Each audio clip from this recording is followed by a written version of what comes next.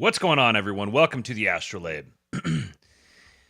Let's get a shout out for our Trump's enjoyers. I was thinking about this. We've got we here at the ASTROLABE are deep appreciators for those who are experiencing terminal cases of Trump-related ultramassive penis syndrome. And we post eggplants in the chat. We post eggplants in the comments. We post eggplants on Twitter as a show of solidarity to those who may also be experiencing Trumps. This is the way we combat the algorithm. We declare the strength and power of our Trumps. And I was thinking about this. I was sending out my tweet here announcing that the show is live, streaming on X. If you'd like to follow me over there, @RealKingPilled is the place to be. And I realized I was going to type Trump sufferers, but frankly, I don't feel like I'm suffering enough. I need to suffer some more. So far, this has all been very enjoyable. I would consider myself a Trump's enjoyer, not a Trump sufferer. Maybe we need a little more suffering in our lives. Maybe we've got it a little too good, so we need something to knock us down a peg. It is Lent, after all. A very blessed Lent to those of you who celebrate. Hopefully everything is going well. I was going to say, hopefully everything is going well. That may not mean... If things are going well during Lent, then that's probably a sign that you're questioning many things and asking why and trying to wrap your mind around it all. That's a sign that Lent is going well. The suffering is granted to us as a grace to redirect our focus on our Lord and Savior, Jesus Christ. So... Ryan Isaac says Lent is not allowed an outlet for the Trumps. Yeah, right. So we are Trump's enjoyers here, and we also recognize the necessity of suffering, and that suffering is a grace given to us to refine and focus our wills and to align them properly. My wife says, "Glory to God for all opportunities to suffer, and may He forgive our trespasses." Indeed. And Lent brings with it many, many opportunities for suffering. So we're going to talk about some white pills here for the most part. That's a focus of the show around here. The ASTROLABE is a land of white pills. We focus on the white pills. That doesn't mean we pretend the black pills don't exist. We just know that they can exist, and we don't need to obsess and perseverate on them constantly. So do me a favor, hit the like button as we get started here. Make sure you're subscribed to the channel. Trying to get the subscriber numbers up. They seem artificially depressed, and so all I can do is keep cranking out the content and ask you guys to engage with the channel as much as possible by liking and sending super chats and subscribing and commenting and sharing, all those sorts of things. Any sort of engagement you can give is very helpful. I tried to set up Entropy. I got a little late starting on it this afternoon, and I had to abandon ship pretty quickly. But I'm gonna have to try to figure out how to use Entropy with Restream, or if that's even possible. But I'm trying to give you guys some opportunities to support that don't involve giving money to Google.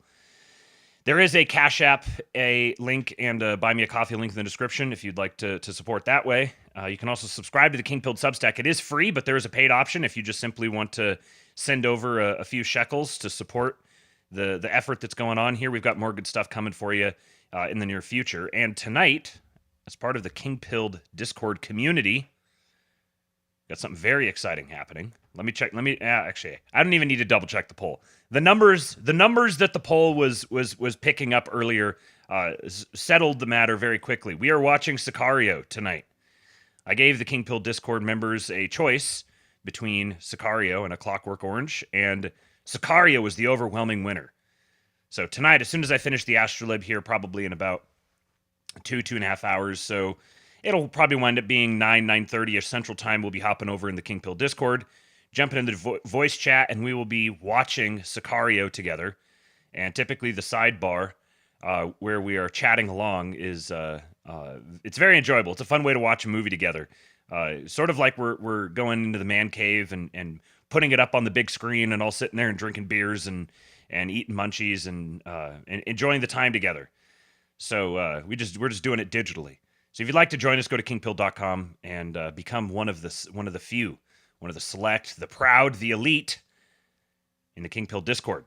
All right, so we've got a wife jack submission here to start things off today, And apparently, my wife keeps me apprised of the happenings on Instagram because I don't spend much time over there. But the JD Vance memes have made it to Instagram. We've got more rare Vances showing up. This is one that you'll want to watch because there's captions on it and there's visuals here. So for those of you who are listening later on, you can go to the podcast notes or the King Pilled Discord or the King Pilled Substack, and you can get the link and watch it for yourself. But this is a visually oriented clip.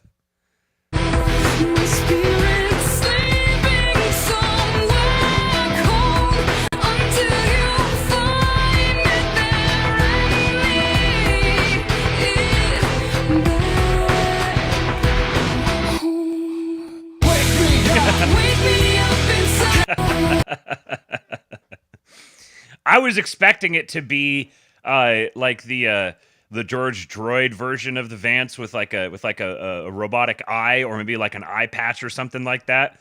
So that got me that got a good chuckle out of me. I enjoyed the build up, the wait for that one.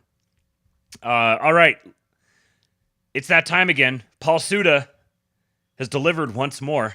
We've got a week 7 recap of the 208. We have 201 more, minimum 201 more Paul Suda recaps to look forward to over the next 3.5 years. We might have to figure out a way to pay this guy to keep putting together these recaps because he has signed himself up for quite a task. But he's also demonstrated himself as more than up to the task thus far. So, as has become tradition now, I have not watched this yet.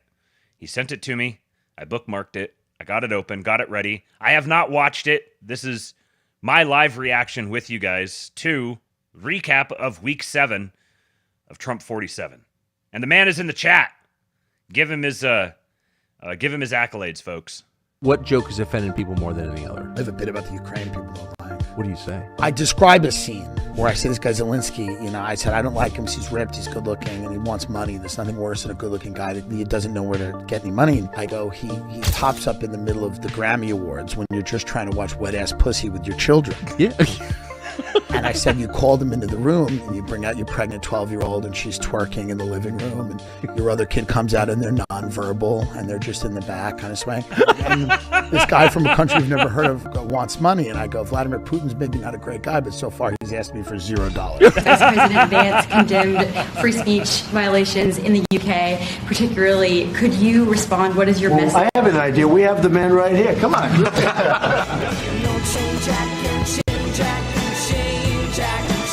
Yes!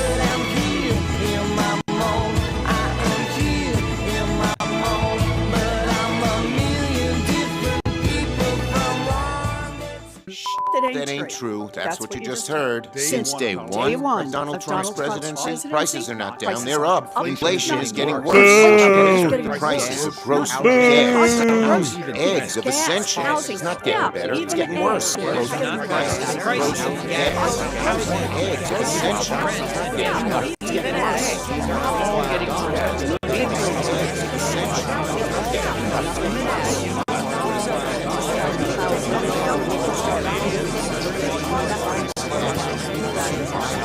I wholeheartedly hope that Maria is appointed to run the Democratic midterm strategy, because if you're rooting for recession, for illegal immigration, and for a larger government, you're going to take a bath next November. With us, you start having cards. Right now, you don't. You're playing cards.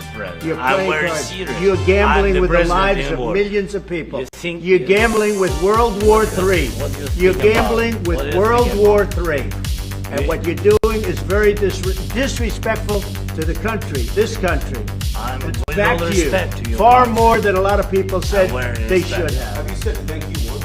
A lot of times. No, even today. You said thank even you. Today. You went to Pennsylvania and campaigned for the opposition in October. Offer some words of appreciation for the United States of America and the president who's trying to save your country.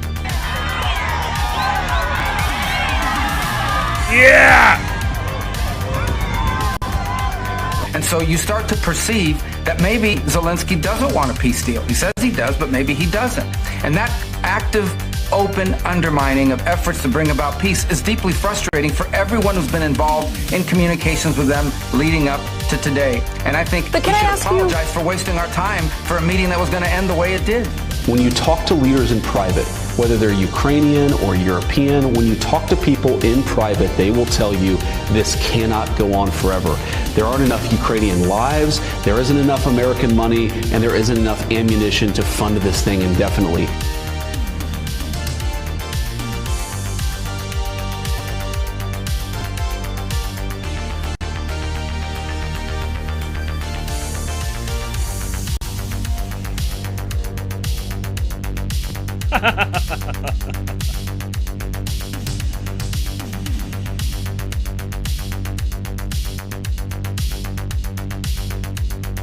Look at my Europeans, bro.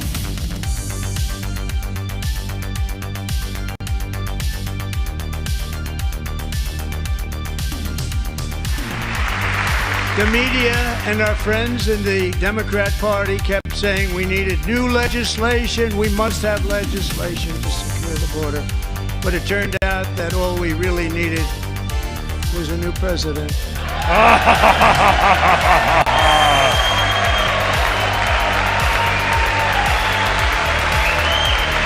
And these people sitting right here will not clap, will not stand, and certainly will not cheer for these astronomical achievements. They won't do it, no matter what. Five times I've been up here. It's very sad, and it just shouldn't be this way. We've ended the tyranny of so-called diversity, equity, and inclusion policies all across the entire federal government and indeed the private sector and our military. And our country will be woke no longer. And the record topper, there is one person on Social Security who's 360 years old, which is approximately 110 years older than our country. Do Americans like the way that Trump's handling his job and compared to how they felt about Joe Biden? So this is the net approval rating. You look at Joe Biden back in 2024, he was 22 points underwater. Holy cow. You look at Donald Trump, it's just a different planet entirely. I mean, the gulf between these two is wider than the Gulf of America or Mexico, depending on which side of the aisle you stand on. He's at +2. So look, at this particular point, Americans are giving Donald Trump the benefit of the doubt. He's doing considerably better than Joe Biden was doing on the handling of the Russia-Ukraine conflict. And so on this simple question, I think Americans are saying, okay, Donald Trump's doing all right on this. Democrat Party approval, last time I checked, was in the low 30s because of this stuff. They can't hide their demonic nature anymore. It's amazing to see. It would have been the end. That's why I went so hardcore for Trump. It was otherwise been the end, and that's why the Democrat machine is so intent on destroying me. It's just so fascinating that people can't see this. I mean, I invite people to do their research. The more they do their research, the more they will see that what I'm saying is absolutely true.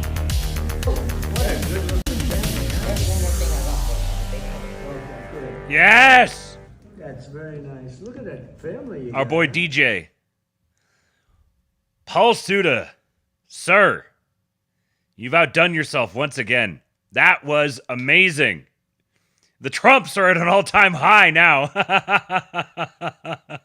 I see Trumps in the chat. Oh my goodness.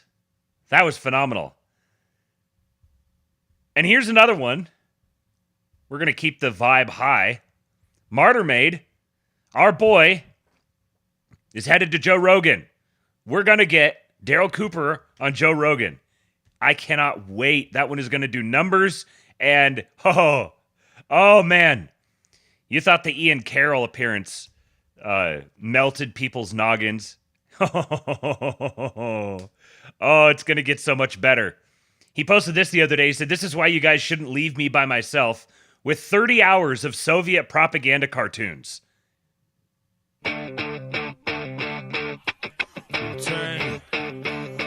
Tiger style. Tiger style.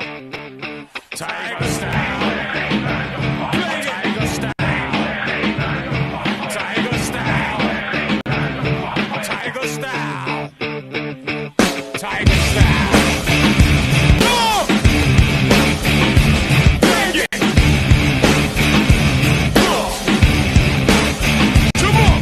There's no place to hide what's not stuff inside it.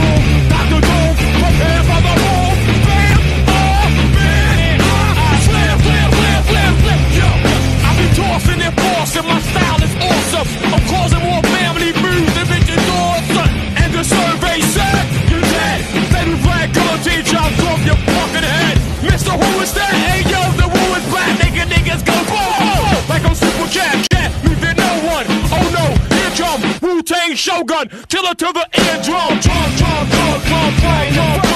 Wu-Tang Clan, ain't nothing to fuck with. Straight from the motherfuckers, nothing busted. Wu-Tang Clan, we ain't nothing to fuck with. And if you want beef, then bring the ruckus. Wu-Tang Clan, ain't nothing to fuck with. Straight from the motherfuckers, nothing to fuck with.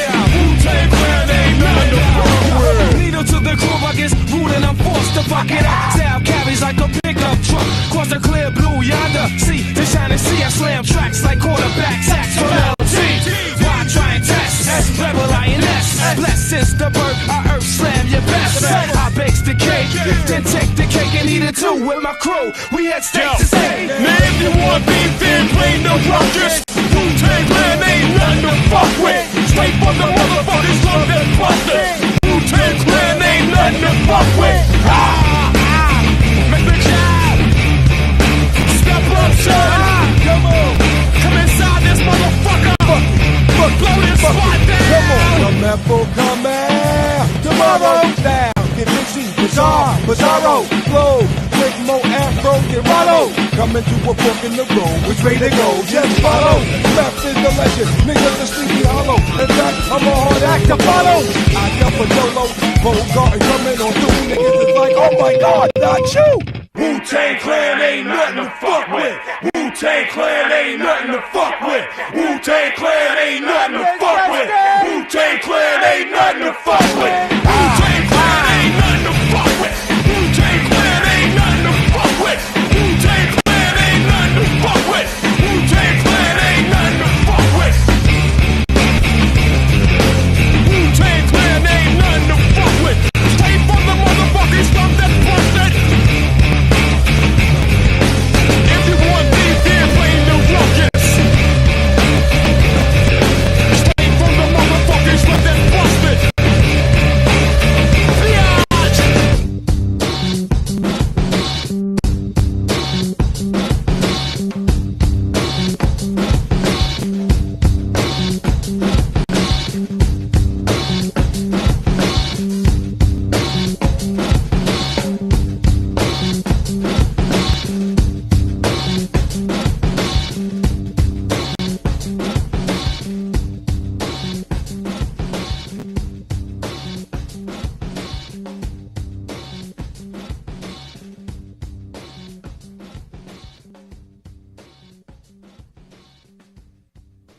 Gets the people going. I could not sit still through that.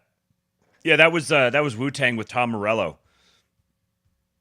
Wit says, I hate how much of a shitlib Tom Morello is. I love Rage Against the Machine. Is there... Let's get submissions. Is there a greater disparity between the quality of art and the quality of the artist than Tom Morello? What are some other submissions? Yeah, I guess you could do actors. There's plenty of actors that I think are phenomenal. The person themselves, on the other hand, no, not so much. Maybe I don't know, Denzel. I'm trying to think of others. I mean, De Niro is always really good. I always liked De Niro a lot, and then he's become a complete lolcow. Maybe he always was. Anyways, come up with some others and submit your suggestions. Daryl says this was actually later propaganda about West Germany, saying that Western capitalists and militarists were building West Germany into a revived Third Reich. Isn't it? It's fascinating the way that our political propaganda has evolved. Now, I'm about to make those Trumps. Yeah, Matt Damon. There's a really good suggestion. Matt Damon's a fantastic submission. All right, I'm about to make those cases of the Trumps that I just pumped up for you guys. Yeah, I'm about to make those real awkward. Yo, this is the Ranking Rizzler on Appropriations, serving Connecticut's 3rd District. It's time to enter your dark academia Congress era. All right, besties, House Appropriation is the money moves in Congress. We are not chasing the bag, we are the bag. Democrats are making life smoother through government funding. It's giving, it's giving. So Sigma, main character energy. But Republicans' Project 2025 is mad sus. Eliminating the Department of Education? Negative aura points. Basically, the biggest phantom tax on the environment, on your education, and your rights. Big L posting it online, buddy. Democrats understood the assignment, but go off. See how I keep you informed? Very cutesy, very demure. Yo, this is the I mean, what do they say? Never interrupt your enemy when he's making a mistake. Goodness sakes. Bryce says they can't even Zoomer. This is... someone reminded me that David Hogg just recently became the vice chair at the DNC. And all of this stuff started kicking off very shortly after. We saw the whole, the femininomenon and Kamala's campaign. But even Kamala's campaign stuff wasn't as bad as some of the stuff they've been putting out lately. And that was bad. Honestly, it's a big white pill. Please continue to humiliate yourself. Make yourself silly. Yes, David Hogg is vice chair of the DNC. That David Hogg. I think what we're seeing here is what it looks like when a political party is directed by a bunch of Robert O'Neill's concubines, because that's what they're doing now. Member chat from Hermetic Hegemony. He's been a member for 5 months. A member of the King Pilled. You too can be a member of the King Pilled for only $5 a month. He says, these week recaps need to be turned into a 2028 King Pilled watch party post the Vance election. Hard to believe that even a slow week now means wins. Oh, man. By 2028, the sheer art that is going to be coming out of our circles has me so hyped. It's going to be amazing. It's going to be absolutely fantastic. I can't wait to share all of it with you guys. So, relatedly here, Rep. Andy Ogles, you can just do things. Today, he says, a group of House Democrats broke decorum during the censure of Rep. Al Green and, after multiple warnings, refused to heed Speaker Johnson's order. I am drafting privileged resolutions to remove each of them from their committees. If you want to act like a child in the halls of Congress, you will be treated like a child. On Tuesday, President Trump delivered one of the greatest speeches in American history during his address to Congress. Today, the House passed a motion to censure Rep. Al Green, who violated basic House decorum and decency when he disrupted POTUS during his address. There must be accountability. The American people deserve better than petty juvenile stunts in one of the most sacred chambers of government. This is not your granddaddy's GOP, folks.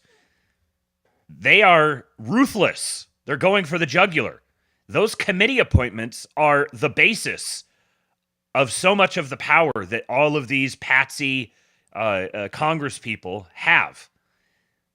And if they can get them, all these people there's no consequences to us showing up and doing this. Look at us fighting back. And now all of a sudden there's real consequences. They're capitalizing on every opportunity they can to take power away from their friends. Or take Freudian slip. To take power away from their enemies. The next part of it is giving it to their friends. Giving it to our friends. But for so long, we've suffered under a GOP that can't even pretend to take power away from their enemies. Away from our enemies. Yet another white pill. And House Democratic leadership, per Axios, is, quote, very unhappy with those who went beyond traditional protest tactics, such as outfit coordination and refusal to clap during Trump's speech to Congress. Let's share the screen. Take a look at this. House Democratic leadership's privately confronting members who disrupted President Trump's speech to Congress, Axios has learned. Many progressives defied House Minority Leader Hakeem Jeffries' request to avoid making themselves the story. Jeffries, in a Dear Colleague letter ahead of the speech, urged a, quote, strong, determined, and dignified Democratic presence in the chamber. Well, they got the exact opposite of that. Trump's speech was instead rocked by constant heckling. Note that this is the way that Axios is selling this. Trump's speech was rocked by constant heckling. Democrats held up signs and other props, and Rep. Al Green was ejected. In meetings and discussions with leadership this week, Democrats who heckled, walked out in protest, or were otherwise disruptive were given a talking to about their tactics, sources said. Roughly a dozen Democratic disruptors, including Reps. Melanie Stansbury, Jasmine Crockett, Maxwell Frost, and Maxine Dexter, were called into a come to Jesus meeting on Thursday morning, the senior Dem told Axios. What do all of these people have in common? There's one distinct characteristic they all have in common. Maybe it's something that none of them have. The top three House Democratic leaders were present: Jeffries, Minority Whip Catherine Clark, and Caucus Chair Pete Aguilar. A source familiar with the matter stressed that these lawmakers are not getting yelled at. It's okay. They're not being yelled at. They're not being talked. It's a consultative process. We understand the pressure they are under. They are not being talked to like they're children. We are helping them understand why their strategy is a bad idea. At least someone over there seems to have the vaguest sense of what time it is. I think it's a little too late for them. Yeah. Some Democrats said they expect leadership to take a harder tack going forward to prevent these moments of public disunity from happening ahead of time. Said a second House Democrat who spoke anonymously, "It doesn't surprise me leadership is very upset. They gave specific instructions not to do that." Would they have done that to Pelosi? You know the answer. Never, the lawmaker said, so you've got to put the hammer down.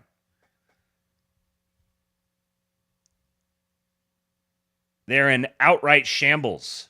The lower ranks are revolting against the upper ranks, and this is only going to continue to accelerate the split, the collapse of the Democrats. Little amusing DOGE anecdote here. I absolutely love how Trump thinks outside the box, and one of the DOGE cuts that him and Trump enacted was they canceled all the government employees' business cards, their credit cards, right? And then a judge said you can't cancel their payment cards, you can't take them away, you gotta give them credit cards. And they were like, oh, okay. So then they just put limits of $1 on the cards and gave them back to them. And my buddy who works for the government was telling me about how mad some of them were. Like, I can't use my credit card to go get lunch now. And that shit cracks me up so much. Thank you, Trump. I needed that. Elon Musk, you guys are killing it. Just keep doing what you're doing. The American people love you for it. Godspeed to you too. Long live the Republic. And I actually confirmed that this is true. Going after their patronage networks. $20 super chat from Lurch says, for the white pills, with a salute. Well, we're throwing up Romans. Let's get a Roman up in here. Thank you, sir, for the super chat. And connected to this is funny. So this chick over on Blue Sky, which I've dipped my toe into Blue Sky a few times recently, just kind of to see what's going on over there. Oh my God.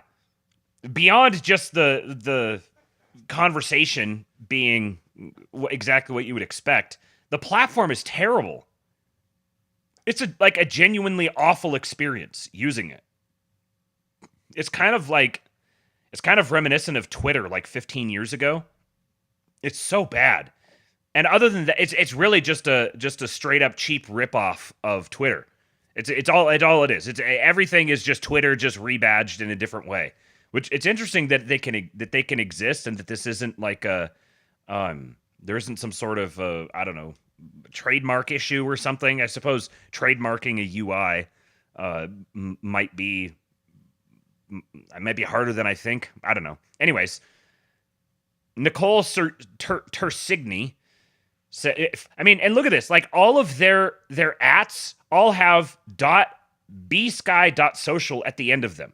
It's visually abhorrent. It's terrible. She says, "You're fired. Wait, you're rehired. Email us a list of things you've done today. Wait, forget it. You're fired again. Come back. Your job was important. You're fired or hired. Come into the office. Wait, the office has no computers. Go home. We are the Department of Government Efficiency." And this thought that was shared from a locked account says, "This is truly the most appropriately Kafkaesque punishment to inflict on government bureaucrats, because this is what it's like for millions of people who have to interact with government bureaucrats. Yes. Yes. Please continue to arbitrarily just make life hard on them. Just yank them around all over the place. Make them so dissatisfied they get completely demoralized and quit. Even more of them. I voted for exactly this. I also voted for this and didn't expect to get it. From Trump. South Africa is being terrible, plus. To longtime farmers in the country. I love this. They're being terrible, plus. This is like the premium version. They're being terrible. There's being terrible, and then they are being terrible, plus. To longtime farmers in their country. They are confiscating their land and farms, and much worse than that. A bad place to be right now, and we are stopping all federal funding. To go a step further, any farmer with family from South Africa seeking to flee that country for reasons of safety will be invited into the United States of America with a rapid pathway to citizenship. This process will begin immediately."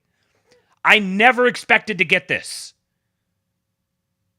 There's no reason for the Trump administration to go out of their way to support South Africa unless there are a significant number of our guys very close to the levers of power influencing these things. Because there's not another single constituency in the world that would give a shit about South African farmers. What a radical departure from the past, I don't know, however long I've been alive. Suddenly, the White House cares about the plight of the white man. Maybe it's in another country. Great. It's a good start. Slutty Milk says, also after that Tucker interview about South Africa. Isn't that interesting? It's almost like Tucker has his finger on the pulse. Or the pulse has its finger on Tucker. I don't know. Witz has given them state-owned CRP land. Yes. These are exactly... I am absolutely thrilled, tickled pink, to have a bunch of South African migrants brought into the country. I 100% endorse that. Now, I have a lot of respect for them that many of them aren't leaving. They're like, no, this is our country. We're staying here. I got respect for that too. But if the administration is prioritizing supporting white South African farmers who are having horrifying things done to them, that signifies a lot about the mindset and the worldview of the administration, the collection of people who are influencing these sorts of policies. White pills just abound. Now this, I was wondering when this story was going to come up, and it finally has. We'll get to the strategic Bitcoin reserve stuff here in just a few minutes. I've got some stuff on that, and then a showdown, a staring contest happening between Bukele and the IMF, and then some ideas about what the Treasury may be up to here in the near future, particularly with respect to the strategic Bitcoin reserve. Before we get to that, let's talk about this Biden AUTOPEN scandal that's developing. So Nick Land was the one who brought this to my attention, and it says, could a bombshell discovery render all of Biden's presidential actions null and void? Now, this is from Zero Hedge. This is the headline might trip your doubt detectors, because it kind of sounds like the sort of thing that you would normally have found in, I don't know, like a Reddit post or deep in the Q world or something like that. But this is not the first time that there's been rumblings around this, and it seems like they're picking up a little bit of steam. So it says the Biden presidency might have been the greatest con job ever perpetrated on the American people. A shocking investigation by the Heritage Foundation's Oversight Project, which is an organization that's obviously very close to the administration, has revealed that virtually every document bearing Joe Biden's signature during his presidency was signed by an AUTOPEN, except for one. Now, which one? What makes this revelation particularly damning is that the only document confirmed to have Biden's actual signature was his letter announcing his withdrawal from the 2024 presidential race. Let that sink in for a moment. Remember when House Speaker Mike Johnson revealed his discussion with Biden when Biden couldn't recall signing the executive order halting LNG exports? Now we know why. He probably didn't. The real question is, who did? Who was running the country while Biden was not all there? And there's a tweet thread here from the Oversight Project that you guys can go look at if you'd like to. The use of the presidential AUTOPEN dates back to the 1950s, and there's been much debate about its legality. In 2013, Barack Obama became the first president to sign a bill into law using an AUTOPEN. He was vacationing in Hawaii at the time. His office relied on a 30-page memo from President George W. Bush's legal team asserting that the president's presence was not required as long as said president had authorized the signature. What's not clear in the case of Biden is who was running the AUTOPEN and whether Biden was aware it was happening. Missouri Attorney General Andrew Bailey is demanding that the Department of Justice investigate whether Biden's obvious cognitive decline allowed unelected bureaucrats to essentially run the government without presidential oversight. If this is true, and let's be honest, all signs point to yes, every executive order, every pardon, and every official action taken under Biden's name could be constitutionally void. Bailey's letter to Michael E. Horowitz, the Inspector General of the Department of Justice, spells it out perfectly. Quote, I write to request that you conduct a full investigation into President Biden's mental capacity in his final days in office. By now, Biden's mental decline is famous. Under the 25th Amendment, his inability to make decisions should have meant a succession of power. Instead, it appears staffers and officers in the Biden administration may have exploited Biden's incapacity so they could issue orders without an accountable president of sound mind approving them. That would explain why the Biden administration's orders were aggressively much farther to the left than any previous president. If, in fact, Biden staffers were exploiting his mental decline, those orders are null and void. End quote. The evidence is overwhelming. We know that Biden's handlers desperately tried to prevent anyone from meeting with him one-on-one. Even Democratic insiders admit the truth. DNC fundraiser Lendy Lee recently spilled the beans and acknowledged that Biden wasn't running the show. His staff, his wife, and Hunter were.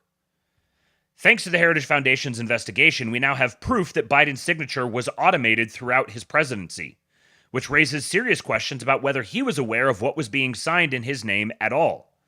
The Oversight Project rightfully points out that since Biden revoked Trump's executive privilege, we can easily determine who controlled the AUTOPEN and what safeguards, if any, were in place. My, how the turntables! The implications are staggering. We essentially had a presidency by proxy, with unelected staffers wielding presidential power, while the man himself was barely cognizant enough to read a teleprompter. This isn't just a scandal, it's potentially the biggest constitutional crisis in American history. The American people deserve to know who was really calling the shots during the Biden administration. If these allegations prove true, every single action taken under Biden's name needs to be scrutinized and potentially nullified. The truth must come out, and those responsible must be held accountable. Do you think the mainstream media will cover this explosive AUTOPEN scandal? Don't count on it, but PJ Media won't back down from exposing the truth about who is really running the Biden White House. And then there's a pitch here for joining PJ Media VIP to support real journalism. I fully endorse this. Will it actually go anywhere? Who knows? Maybe, maybe not.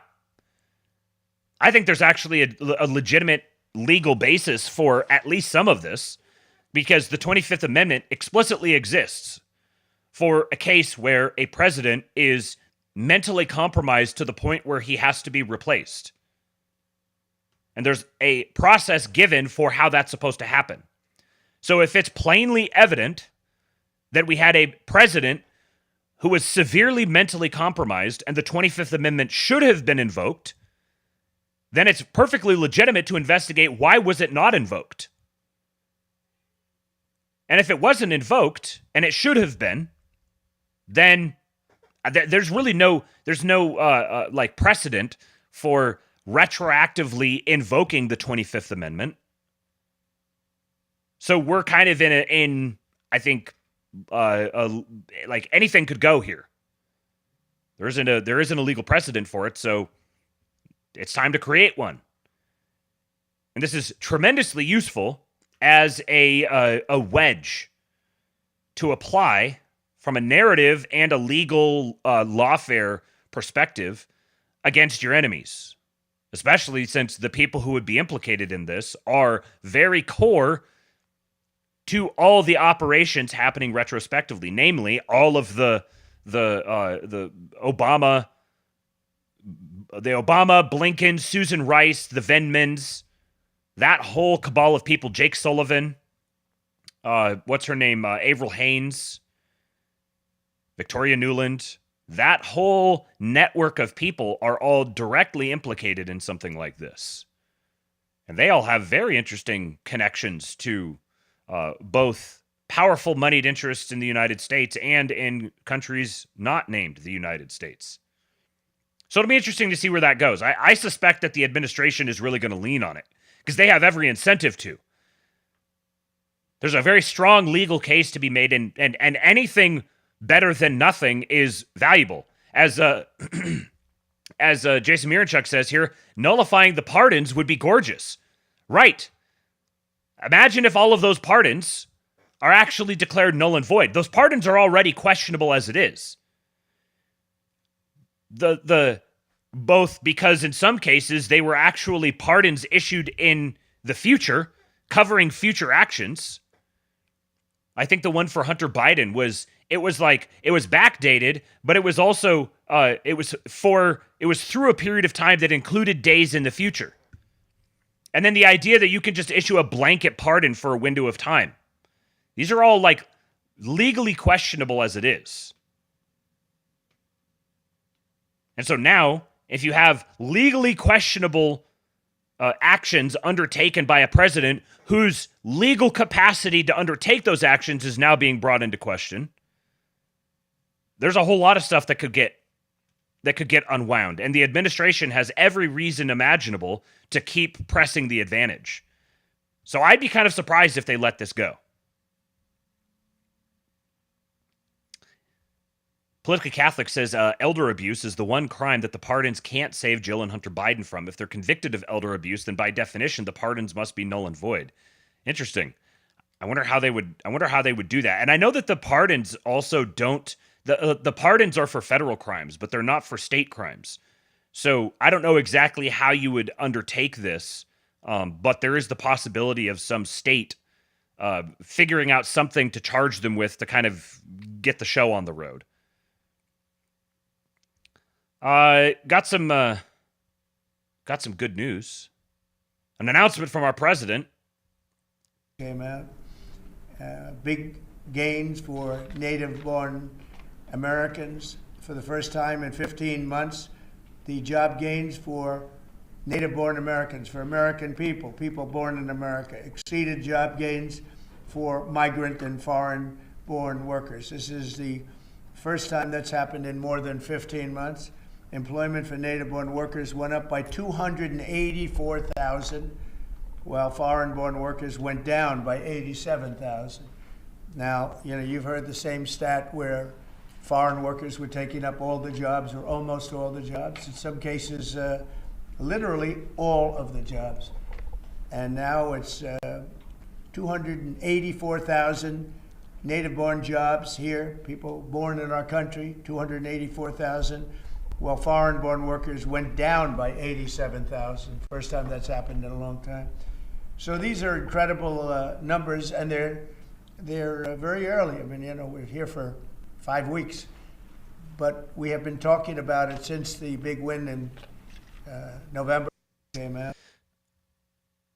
The reason I wanted to highlight this is because the fact that they're choosing to emphasize this in this way, number one, it means the things that they have been doing have created a pretext for these sorts of numbers, and they're going out of their way to highlight it. So what does that say about the administration and specifically the president's mentality toward this subject?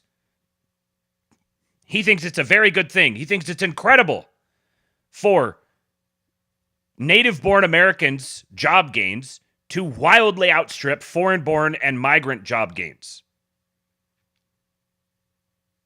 The midwit black pillars want to tell you that Trump is in favor of bringing in infinity migrants when there's just zero evidence for it whatsoever. They conflate saying, yeah, H-1B exists and I've used H-1B and I don't have a problem with it existing and yeah, it probably needs to be reformed, with I think H-1B needs to be wildly abused the way that it has been to this point. And there's just no utility in this whatsoever, in thinking this way. It's not true, just plainly, obviously not true. And it only serves to demoralize. So anybody who's thinking or talking in that way needs to be sternly chastised or exiled and cut off. They asked Don Jr. if Mediaite asked Don Jr. if he was considering running for president in 2028. Here was his response to them. I accurately predicted that my buddy JD would be an instant power player in national GOP politics. So your theory is that I worked my ass off to help get him the VP nomination because I want to run for president in 2028? Are you fucking retarded? I'm actually glad you're printing this bullshit, though, because at least now the rest of the press corps will see how shitty your sources are and how easily you're played by them. Congrats, moron. Yes! This is how to treat them. This has been your bullying journos clip for the day. And here's a little bit more bullying fodder. 2 major polling institutions are shutting down. Monmouth University is now closing its polling institute.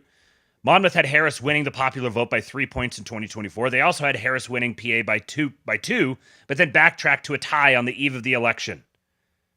Down it goes. And disgraced forecasting outlet 538 has been terminated. They were notorious for predicting a Biden presidential victory or a close race in July 2024 before he dropped out. 538 was also known for a biased ranking system and pushed to the outskirts pollsters like Rasmussen, Trafalgar, Rich Barris, and others. They are now gone. The good news continues rolling in. It's good to see our the propagandists get their just desserts. Yeah, calling them retards. Is Trump Jr. going to be VP? Wouldn't be surprised.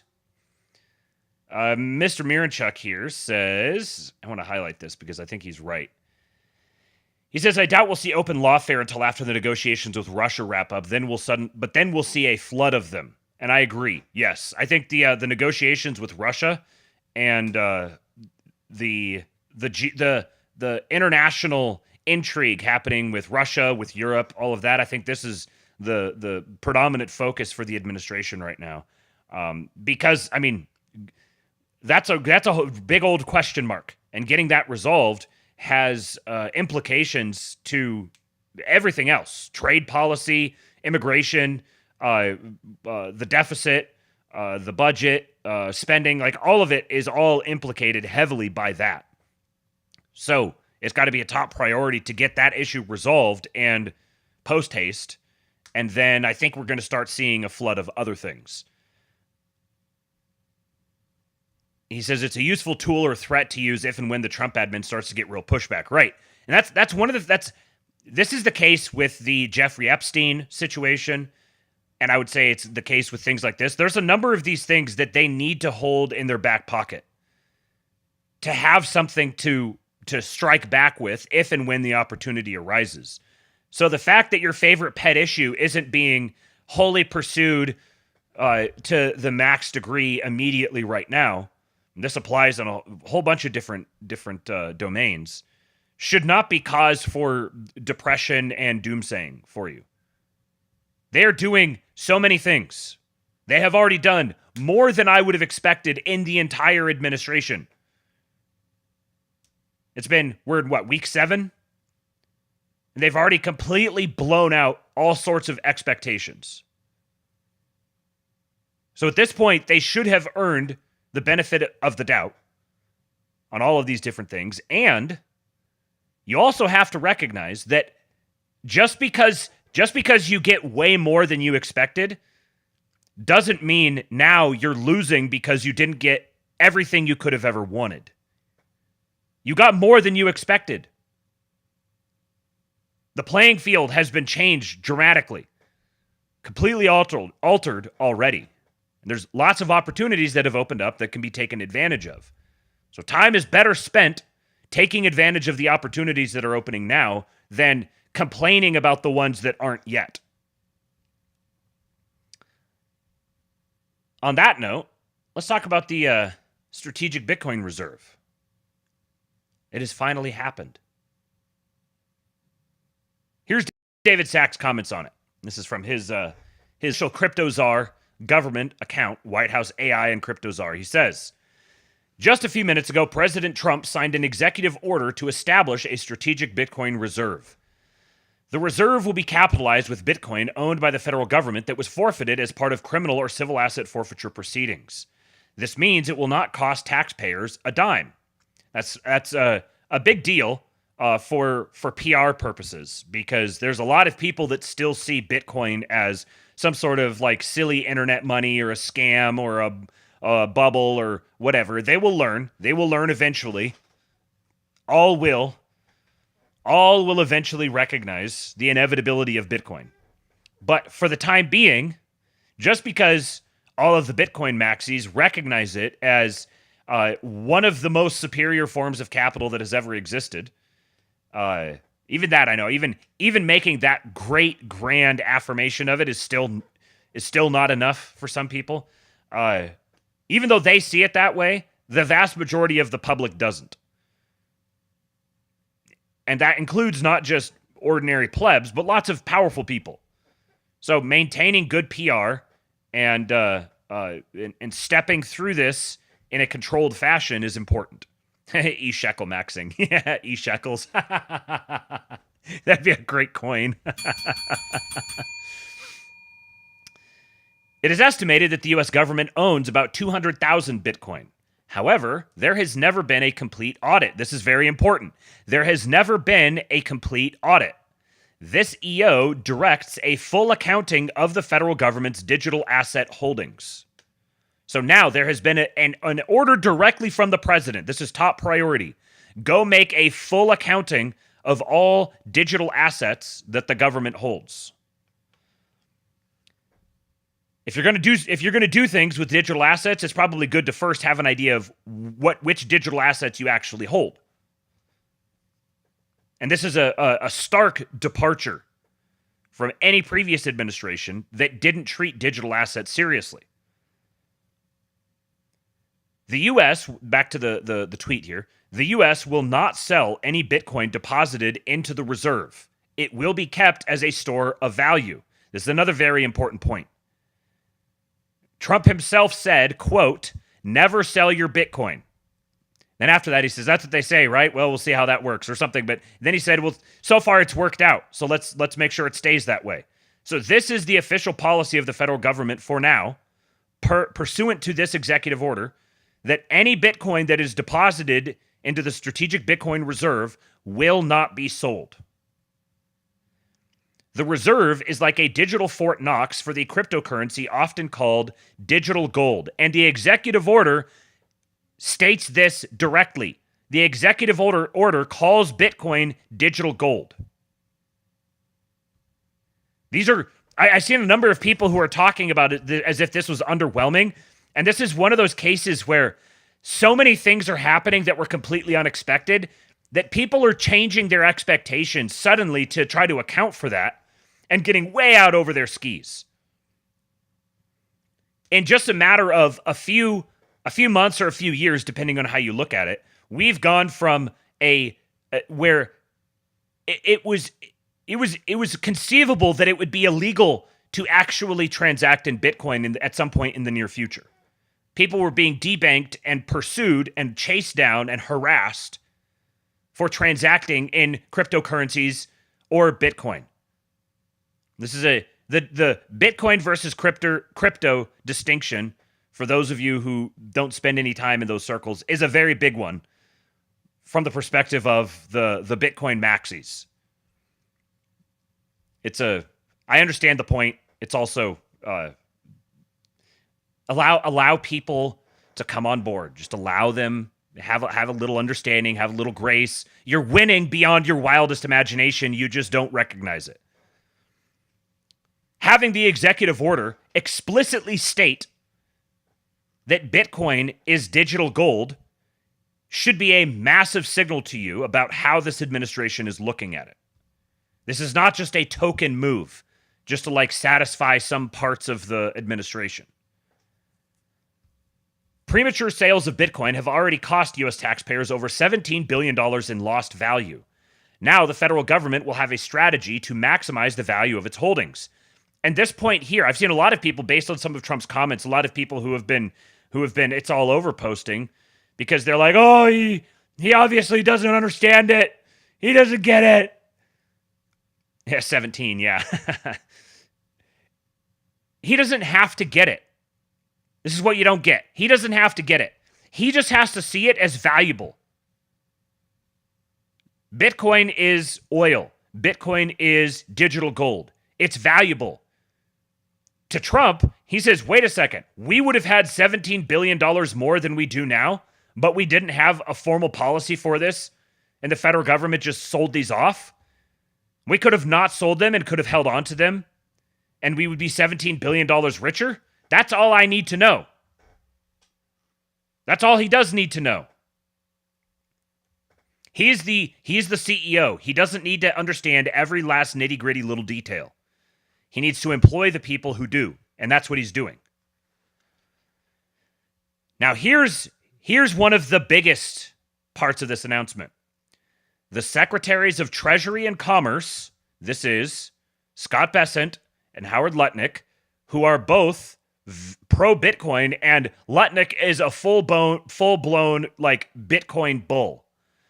The Secretaries of Treasury and Commerce are authorized to develop budget-neutral strategies for acquiring additional Bitcoin, provided that those strategies have no incremental costs on American taxpayers. So the Secretaries of Treasury and Commerce are now being ordered by the president to look into how we can acquire more Bitcoin, to develop strategies for acquiring more Bitcoin in a budget-neutral way. So there's no downside to it. There's no political downside to it. You can't say, oh, we're just ripping off the taxpayer. No, these are budget neutral. So we now have effectively a task force within the federal government headed up by the Secretaries of Treasury and Commerce who have a direct order from the president to go out and buy Bitcoin. In addition, the executive order establishes a U.S. digital asset stockpile consisting of digital assets other than Bitcoin forfeited in criminal or civil proceedings. Now, I've seen lots of people who are very upset that they're paying any attention at all to any other digital assets. And again, I have to invite you into the real world. The nature of these assets is, regardless of the underlying technology or whether or not you believe in them, if people believe in them, they will have value, because value is not objective. You cannot give me an objective scientific breakdown about why something isn't valuable. If people value it, it's valuable. This is the case with this is literally the US dollar is valuable in this way for this reason, because people perceive it as valuable. What you should be noticing here is that this executive order is treating Bitcoin and other digital assets as separate things. This is beyond what I was expecting. Simply a digital asset stockpile containing Bitcoin, great. Let's keep moving the ball forward. The world's not going anywhere. We're going to be here in a few years, so let's take steps now so we can take steps later. But the administration is signaling here that they see Bitcoin as in a different category than all the other digital assets. And those other digital assets, the government will not acquire additional assets for the stockpile beyond those obtained through forfeiture proceedings. So there is no mandate for going out and acquiring more of those assets. We're just taking the ones that we already have and putting them into a stockpile. And if we end up acquiring any others through civil or criminal forfeiture in the future, we'll put those into the stockpile as well. This isn't like some big declaration of faith in shitcoins. It's saying these are assets that have some value. So we're going to put them in a special stockpile for just those types of assets. We're not going to go out and get more of them. But we have them on hand now, so we might as well put them in a place and keep them there. Promises made, promises kept. President Trump promised to create a strategic Bitcoin reserve and digital asset stockpile. Those promises have been kept. This executive order underscores President Trump's commitment to making the U.S. the crypto capital of the world. I want to thank the president for his leadership and vision supporting this cutting-edge technology and for his rapid execution in supporting the digital asset industry. His administration is truly moving at tech speed. I also want to thank the president's working group on digital asset markets, especially Treasury Secretary Scott Bessent and Commerce Secretary Howard Lutnick, for their help and support in getting this done. Finally, Bo Hines played a critical role as executive director of our working group. Now, Michael Saylor says, I have a few budget-neutral strategies for acquiring additional Bitcoin. I'm sure you do, Mr. Saylor. And if you've been following it, you know that Michael Saylor has been very close with the Trump administration for a while now. So, okay, I got a couple other details on this, and then, let's continue this. So, additional comment from Sachs. He says, over the past decade, the federal government sold approximately 195,000 Bitcoin for proceeds of $366 million. If the government had held the Bitcoin, it would be worth over $17 billion today. That's how much it has cost American taxpayers not to have a long-term strategy. This right here, this alone could have been all that Trump needed to hear. From everything that I've heard and read, I think he's a lot more red-end than this. But this could have been all he needed to hear. There was 195,000 of them. We sold them for $366 million, and if we'd held them, they would be worth $17 billion today. That's a pretty big window. $366 million to $17 billion. That may have been all he needed to know. And that would be all that he would need to know for this to still be tremendously bullish. Because he sees it as a legitimate asset worth being granted its own reserve status and separated out from all the other digital assets. So Eleanor Terrett here, who is a journalist, cat mother, whatever. I've never seen her before, but she had some good thoughts here. So she says, deeper dive. So Donald Trump's executive order calls for two separate things, a strategic reserve and a stockpile. The strategic reserve will contain only BTC, the digital asset with the most store of value, using the 200,000 or so tokens already in the government's possession that has been seized over the years through criminal and civil forfeiture. Sachs says Bessent and Lutnick have also been given authorization to explore means of acquiring more Bitcoin through avenues that will not cost the taxpayer. It also mandates a full audit of all the digital assets currently in the government's possession. The other is a digital asset stockpile containing assets other than Bitcoin, presumably XRP, ADA, ETH, and Sol, as announced by the president last weekend, and potentially others. The key difference between the reserve and the stockpile is that the government will not actively look for ways to purchase more of the assets contained in the stockpile. It will only explore using government funds if they can find budget-neutral ways to do that on buying Bitcoin. Sachs says the purpose of the stockpile is responsible stewardship of the government's digital assets under the U.S. Treasury.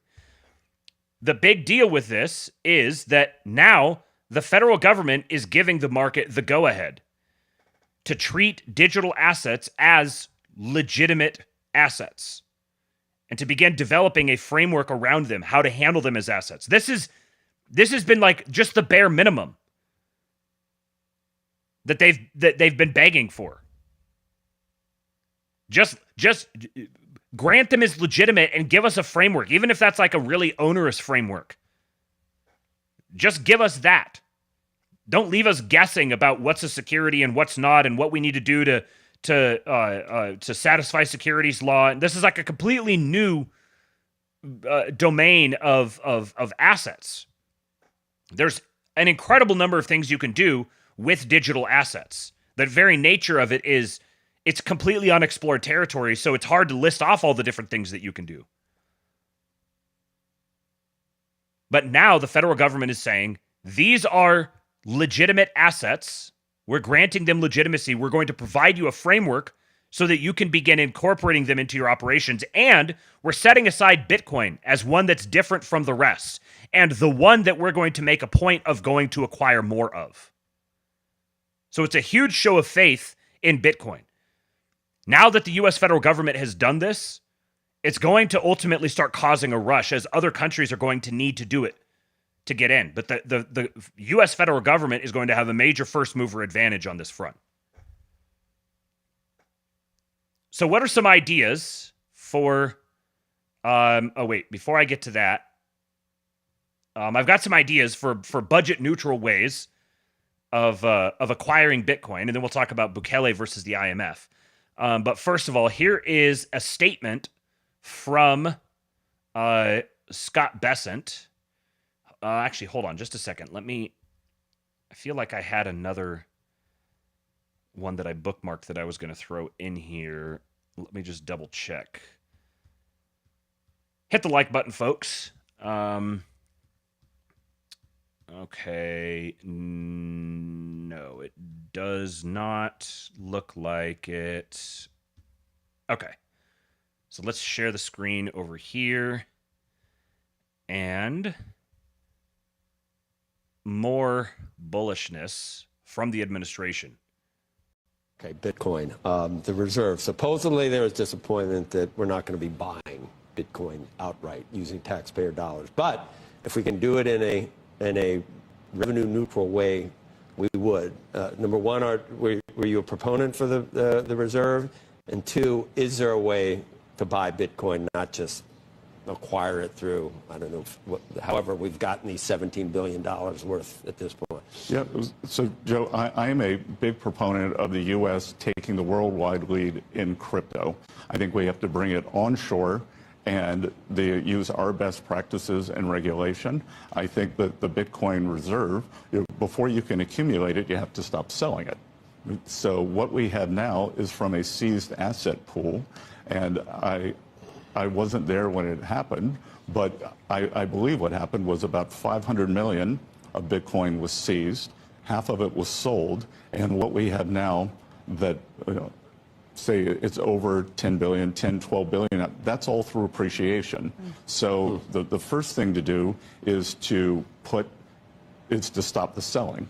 So we are going to, after the victims are paid and all of that, any seized assets will go into this reserve, and then we'll see what the way forward is for more acquisitions for the reserves. And we're starting with Bitcoin, but it's an overall crypto reserve. Right. So how do you think about buying, though? And how should taxpayers think about that? Because effectively we'll be levering ourselves to some degree, given that we don't have a surplus of money right now to make these investments. Yeah, so that's why the first step is to stop selling, and then we're going to put a plan in place from there. So we're having this crypto summit. I'm going back to Washington this afternoon, and then we'll. So he's laying out very clearly there what the thinking is here. The first thing you have to do if you're going to form this new reserve is you have to stop selling the stuff that you have. You have to create a policy basis for maintaining what you already have. Once you've done that, then you can go look at, okay, how can we add more to this thing that we already have? Georgie Castrati says, God, it's such a dying regime move. Seize a bunch of valuable things and sell them off at a discount to try and get ahead of the heat. Right. And the administration very clearly sees that this is something they want to get ahead of. So, I've got a few different suggestions here that have been posited as ways that the government could add to the strategic Bitcoin reserve in budget neutral ways. The first one here is from the Bitcoin Policy Institute. What is the Exchange Stabilization Fund, and does it allow the Treasury Department to create a strategic Bitcoin reserve? The Exchange Stabilization Fund is a powerful yet often overlooked financial tool at the disposal of the U.S. Department of the Treasury. Recently, some commentators have suggested that the ESF could be utilized by the Treasury to establish an SBR through executive action, without the need for congressional approval. By leveraging the ESF's broad authority to purchase assets deemed necessary to bolster the strength of the dollar, the Treasury could potentially acquire Bitcoin as a strategic asset. Although it might seem counterintuitive to strengthen the dollar by investing in Bitcoin, a decentralized currency beyond government control, there is compelling reasoning behind this idea. Given the United States' growing national debt and concerns over long-term financial stability, adding Bitcoin to the nation's balance sheet could enhance trust in the U.S. financial system. Bitcoin's fixed supply and deflationary nature might serve as a hedge against inflation, signaling fiscal responsibility and innovation. This could lead to increased confidence in the dollar, thereby stabilizing its exchange rate over the long term. So here's the historical background. The ESF was established in 1934 under Section 10 of the Gold Reserve Act, amid the economic turmoil of the Great Depression. Its creation was a response to the need for a flexible financial tool that could stabilize the value of the U.S. dollar and manage international monetary concerns. Initially funded with $2 billion from the revaluation of U.S. gold reserves. Interesting.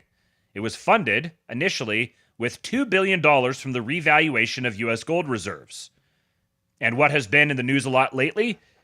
The idea that part of this audit of Fort Knox is going to include a revaluation of U.S. gold reserves, which could free up, the monetization of that gold could generate something anywhere from like $800 billion to $1 trillion. Right now, the gold is held on the balance sheet at I think it's $42.42, which it's been since now I can't remember. It's either the 50s or the 70s. And the gold price right now is, I haven't looked at it recently, but it's in the 2,800, 2,900 range. With a lot of reasons to expect it's going to keep going up. And likely they're going to want it to keep going up. Theoretically, they could revalue the gold at any price. They could revalue it at $15,000, which actually might be kind of closer to what the real value is because the value of gold has been suppressed. They could theoretically market at whatever price that they wanted, but my guess is they would probably just market to whatever the current market price is. The ESF was designated to operate with a high degree of discretion, allowing the Treasury Secretary to intervene in foreign exchange markets without the need for direct congressional approval. The legal authority is codified in 31 U.S.C. 5302. The ESF grants the Secretary of the Treasury broad powers to manage the fund with the President's approval. The key provisions of the statute include its purpose. The ESF is intended to stabilize the value of the U.S. dollar and participate in exchange rate management activities. The powers of the Secretary may, quote, deal in gold, foreign exchange, and other instruments of credit and securities the Secretary considers necessary. So, gold, foreign exchange, and other instruments of credit and securities the Secretary considers necessary. So, Bitcoin is not gold, it's not Forex, and it's not necessarily an instrument of credit. It's not necessarily a security. So, this would be part of what they would need to sort out. The use of ESF assets. The fund can be used to carry out operations for stabilizing the exchange value of the dollar. These provisions provide significant flexibility, enabling the Secretary to adapt to evolving financial landscapes. While the original focus was on traditional assets like gold and foreign currencies, the statutory language does not explicitly limit the types of financial instruments that can be utilized, provided they serve the purpose of stabilizing the dollar. Could the Treasury use the ESF to buy Bitcoin? To determine whether the Treasury Department could use the ESF to purchase Bitcoin and create a strategic Bitcoin reserve, we must address two critical legal questions. First, can the ESF legally acquire Bitcoin under its authorized asset categories, namely gold, foreign exchange, instruments of credit, or securities? While Bitcoin is neither gold nor traditional foreign exchange, the Treasury could potentially acquire Bitcoin through an instrument of credit. For example, the ESF could purchase debt obligations from qualified counterparties, such as financial institutions or Bitcoin mining companies, with repayment denominated in Bitcoin. This approach aligns with the ESF's authorities to, quote, deal in instruments of credit, enabling the acquisition of Bitcoin within the existing legal framework. Second, would acquiring Bitcoin serve the ESF's statutory purpose of stabilizing the exchange value of the dollar? Given the unprecedented levels of U.S. debt and deficits, along with the historical tendency of fiat currencies to experience debasement, there is a pressing need for a credibly neutral asset to bolster confidence in the U.S. financial system. Bitcoin, much like gold in the past, offers such neutrality due to its decentralized nature and finite supply. By incorporating Bitcoin into the national reserves, the U.S. could enhance trust in its fiscal responsibility and monetary policy, which in turn could help stabilize the dollar's exchange rate over the long term. There is a legal mechanism for the Treasury Department to purchase Bitcoin. A practical method for the Treasury to acquire Bitcoin through the ESF involves utilizing convertible instruments of debt. Under 31 U.S.C. 5302B, the Secretary of the Treasury is authorized to, quote, deal in gold, foreign exchange, and other instruments of credit and securities the Secretary considers necessary, end quote. While Bitcoin itself is not an instrument of credit, the Treasury can engage in transaction where Bitcoin is acquired through such instruments. In this approach, a qualified counterparty, such as a reputable financial institution, a Bitcoin mining company, or a special purpose vehicle, would issue a debt obligation denominated in Bitcoin. This debt instrument could take the form of bonds, notes, or other securities that promise to repay the principal and interest in Bitcoin upon maturity. The Treasury, using ESF funds, would purchase these Bitcoin-denominated debt instruments, thereby dealing in instruments of credit as authorized by the statute. Upon maturity, the counterparty would repay the debt obligation in Bitcoin, transferring the cryptocurrency to the Treasury. This mechanism allows the Treasury to acquire Bitcoin without directly purchasing it on the open market, thus avoiding potential market disruptions or price spikes that could result from large direct purposes. It also minimizes the impact on Bitcoin's market price, maintaining market stability while achieving the strategic objective. This method offers several advantages. Legally, it operates within the existing statutory framework of the ESF, respecting congressional intent and adhering to established guidelines. Strategically, it fosters collaboration with financial institutions and industry players, enhancing the overall financial ecosystem through public-private partnerships. They can leverage industry expertise and infrastructure.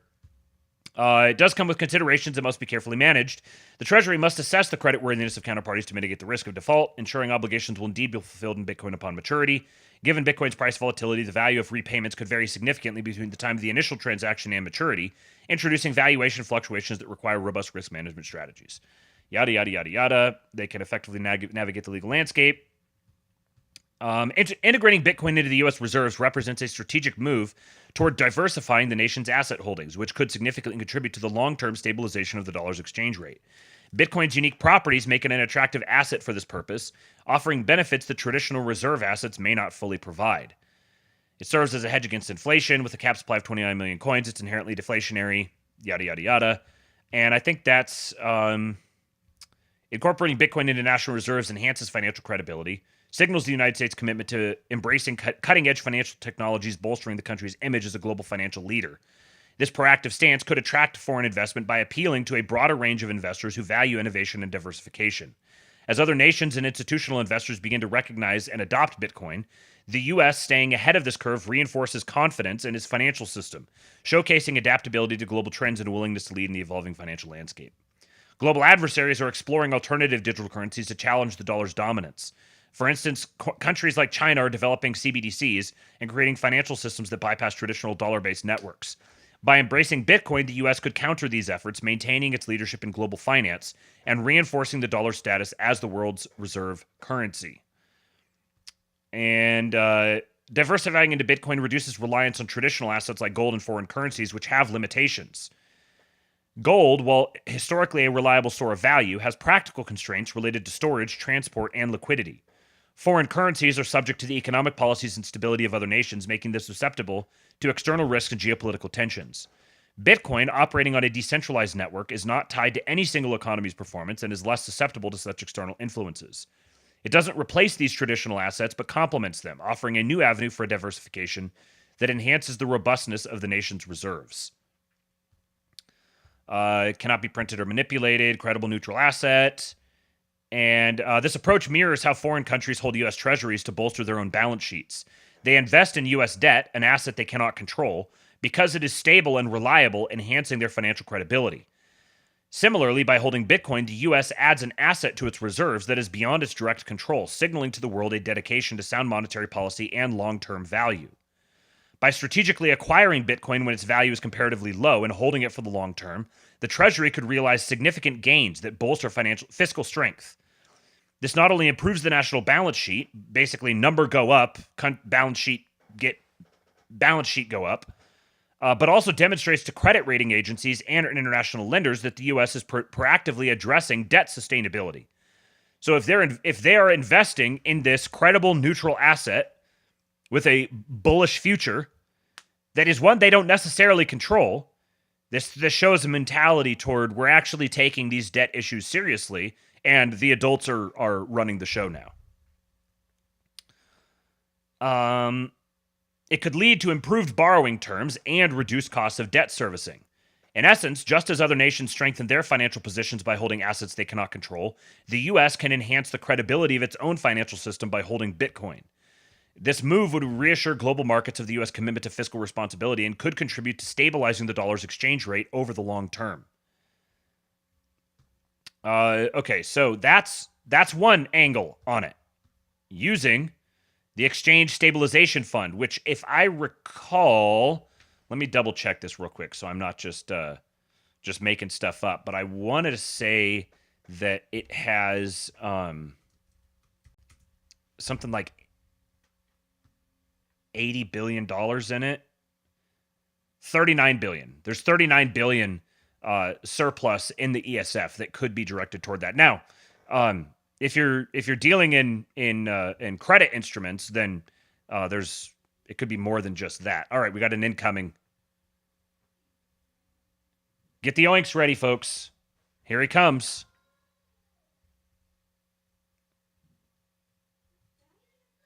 I hear him. He's hooting and hollering and yelling. There's oinks in the chat. There's a peacock in the chat. There's dragons in the chat. Yonder there be dragons. Boo. Hi, bud. Come say goodnight. Good night, Daddy. I love you, big guy. You got your Bucky shirt on. Can you ask them to put out all the animals in the chat they have? He wants you guys to put all the animals in the chat that you have. You got to lean your face over here. See the picture up here? That's where you are. So they can see you when you put your face right there. There's some pigs, there's some peacocks, and some dragons. What should Daddy say at the end of the show? What do you say at the end of a YouTube show? Like and subscribe. Say it loud. Like and subscribe. You're saying that's what I should say at the end of the YouTube show. Like and subscribe. Looks like there's some... Oh, wow, there's a whole bunch. There's kitties and tigers and raccoons and gorillas and wolves and unicorns. You like unicorns. And there's a hedgehog and some sheep. Look at all the animals. Wait, what's the blue one? The blue one, I think, is a rhino. Oh, it is. Yeah, there's a whale right there. And a giraffe. They're putting all the animals in there for you. They like you. More? Yep, they're posting more. There's some goats. There's a running horse. And a cow. And a zebra. A woolly mammoth. They don't exist anymore. Yeah, that's what I've heard. All right, bud, I got to get back to doing my show, okay? You going to bed now? What killed woolly mammoth? I don't know. There's lots of different ideas about what it could have been. What do you think killed them? I think maybe it was a comet hitting the planet. I think it was an asteroid. An asteroid? Uh-huh. Okay. That's what killed the dinos. Yeah. All right. I love you, big guy. Have a good sleep. It's time for you to go now. Go with mommy.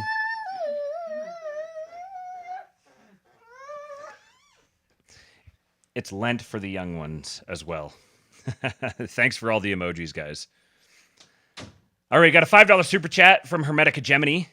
He says, 25-year-old Trump would have watched stocks be digitized, then lived through the emergence of online banking as a billionaire who needs to understand markets. Yes, he's not a dumb man. He understands this stuff very, very well. So what are some other possibilities? Well, Will Reeves, the CEO of the Fold app, definitely has a vested interest in this.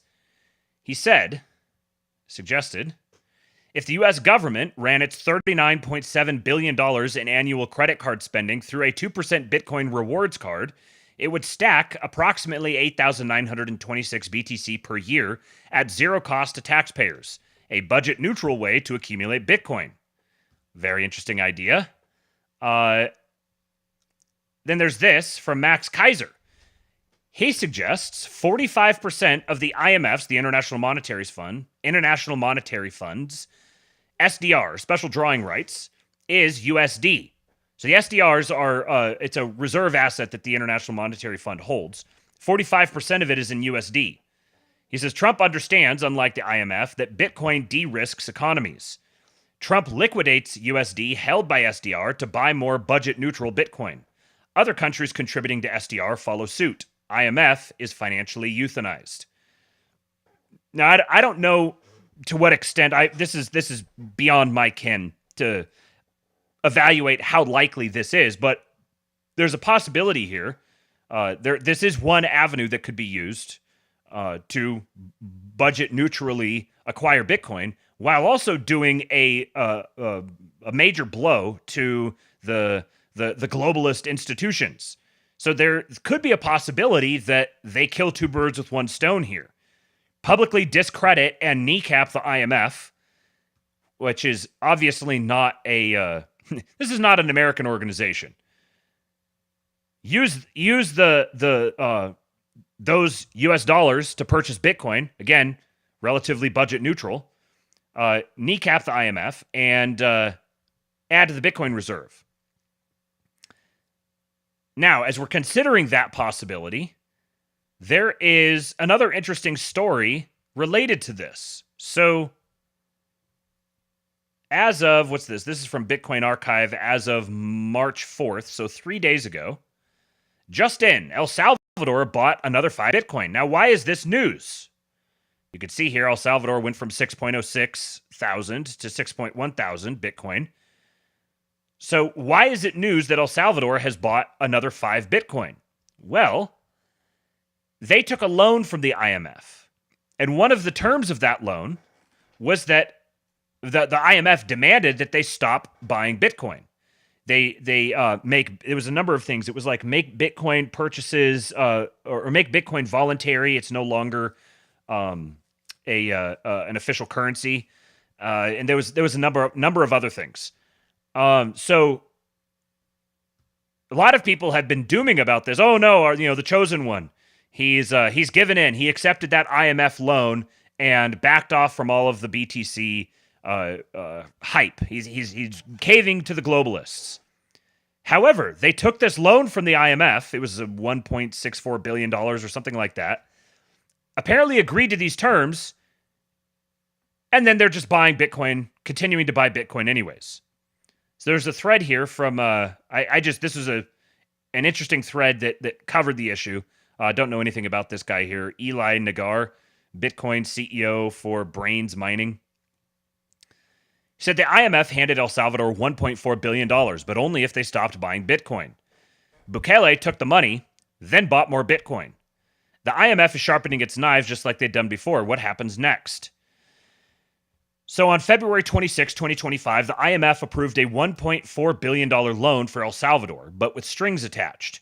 No more Bitcoin purchases. Bitcoin must be voluntary. Taxes are paid in USD only, and the government must step back from Bitcoin activities.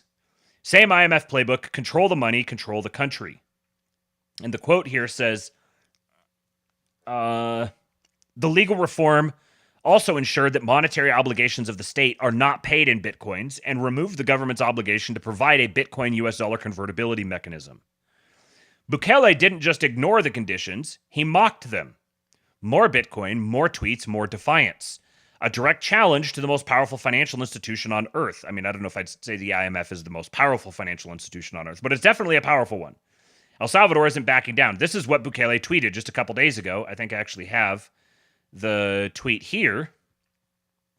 So Bitcoin office said El Salvador buys another Bitcoin for the strategic reserve. So it's up to $527 million in value. Bukele says, in quotes, "This all stops in April. This all stops in June. This all stops in December." No, it's not stopping.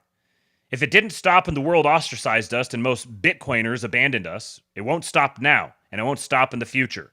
Proof of work greater than proof of whining. Sailor says Bitcoin adoption is unstoppable. Bukele with the handshake emoji. I enjoy the back and forth between Autism Capital and Bukele. So a lot of people are wondering what's going on here. Why is he continuing to buy? And not just continuing to buy, but doing it openly and defiantly. Continuing the thread over here, Eli Nagar, my Nagar, says the IMF operates like the mafia. Can't force Bukele to stop, but can make him pay. So they can freeze loan payments. The $1.4 billion is in installments. They can tank El Salvador's credit rating. They can pressure lenders to block funding. They can spook investors into dumping Salvadoran bonds. This is financial warfare. The IMF isn't just a lender. They see themselves as the gatekeeper of global finance. The nation that defies them and wins is a threat to their entire system. If El Salvador proves Bitcoin works as a sovereign reserve, others will follow. There's a future that terrifies them. A world where other nations take notice, realize they don't need the IMF, and start stacking sats. A world where the IMF loses control. A world where the fiat cartel loses control for good. This isn't the first time the IMF crushed financial independence.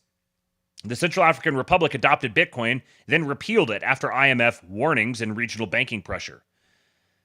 Greece has IMF mandated austerity leading to mass unemployment and pension cuts.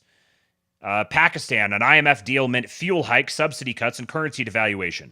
Argentina took a $57 billion bailout, forced to raise taxes, deepening poverty. This is how they keep nations in line. The IMF needs nation-state Bitcoin adoption dead before it spreads. El Salvador is the test case. A win weakens the IMF's grip on global finance. A loss might set Bitcoin back. This isn't just about one country. It's Bitcoin versus the financial order. Final words. The IMF thought El Salvador would obey. They didn't. Bukele is making a bet no country has dared to make. This is where history is made or lost. So I don't have any, this is purely just speculation on my own, but it is very interesting that someone as potentially, as plugged in and influential as Max Kaiser is talking about using the SDRs to fund, budget neutrally to fund a Bitcoin strategic, to adding to the Bitcoin strategic reserve, which would be a major shot at the IMF from the United States and a further signal of their desire to detach from all of these global multilateral organizations like NATO, like the UN. And so Bukele, I mean, again, it's the same story with Bukele here. Every single time something happens with the man, I'm just struck by the fact that he's acting like someone with very, very powerful friends. Because the president of frickin' El Salvador is not going to go toe-to-toe with the IMF on his own. So if he is assured that he can flip the birds, he can take a loan from the IMF and then flip the birds to him and keep stacking Bitcoin, he either knows that the IMF is on the way out, or they're not as powerful as they think they are. Our whole Build a Caesar thesis that Jason Miranchuk and I put together and talked about over the last year and a half or so, it stipulates that there's a force, whether this is an actual group of people doing this consciously or if it's a subconscious emergent phenomenon, but there's a commonality behind the rise of Bukele and the rise of Trump, and I'd say the rise of Malay as well to a lesser degree. They seem to have there's a ton of overlap in the people who are part of the two administrations and who are backing and supporting them, and there seems to be a coherent strategy to this, that they're feeding off of one another. You've got the agreement to pay El Salvador to take American criminals and house them in his prisons, his legendary prisons. You've also got the closeness between, so Lutnick is a major Tether bull. He's got tons and tons of investment in Tether. Tether just moved to El Salvador right around the time that this loan was taken out. And there's lots of speculation that Tether is going to be, which is now minting its coins on the Bitcoin network, There's a lot of speculation that there's going to be a stablecoin, system that's set up here for maintaining the dollar's reserve currency internationally, while maybe detaching and creating a domestic dollar domestically. I don't know where all of this is going, but I'm seeing some dots here, and I'm not smart enough to connect them all. So I'm putting it out there for, number one, for me to be able to say, hey, I called it, I saw it coming when it was coming, and also maybe some of you who know better might be able to put some of these pieces together better than I am. But all of this seems to be coordinated to some degree or another.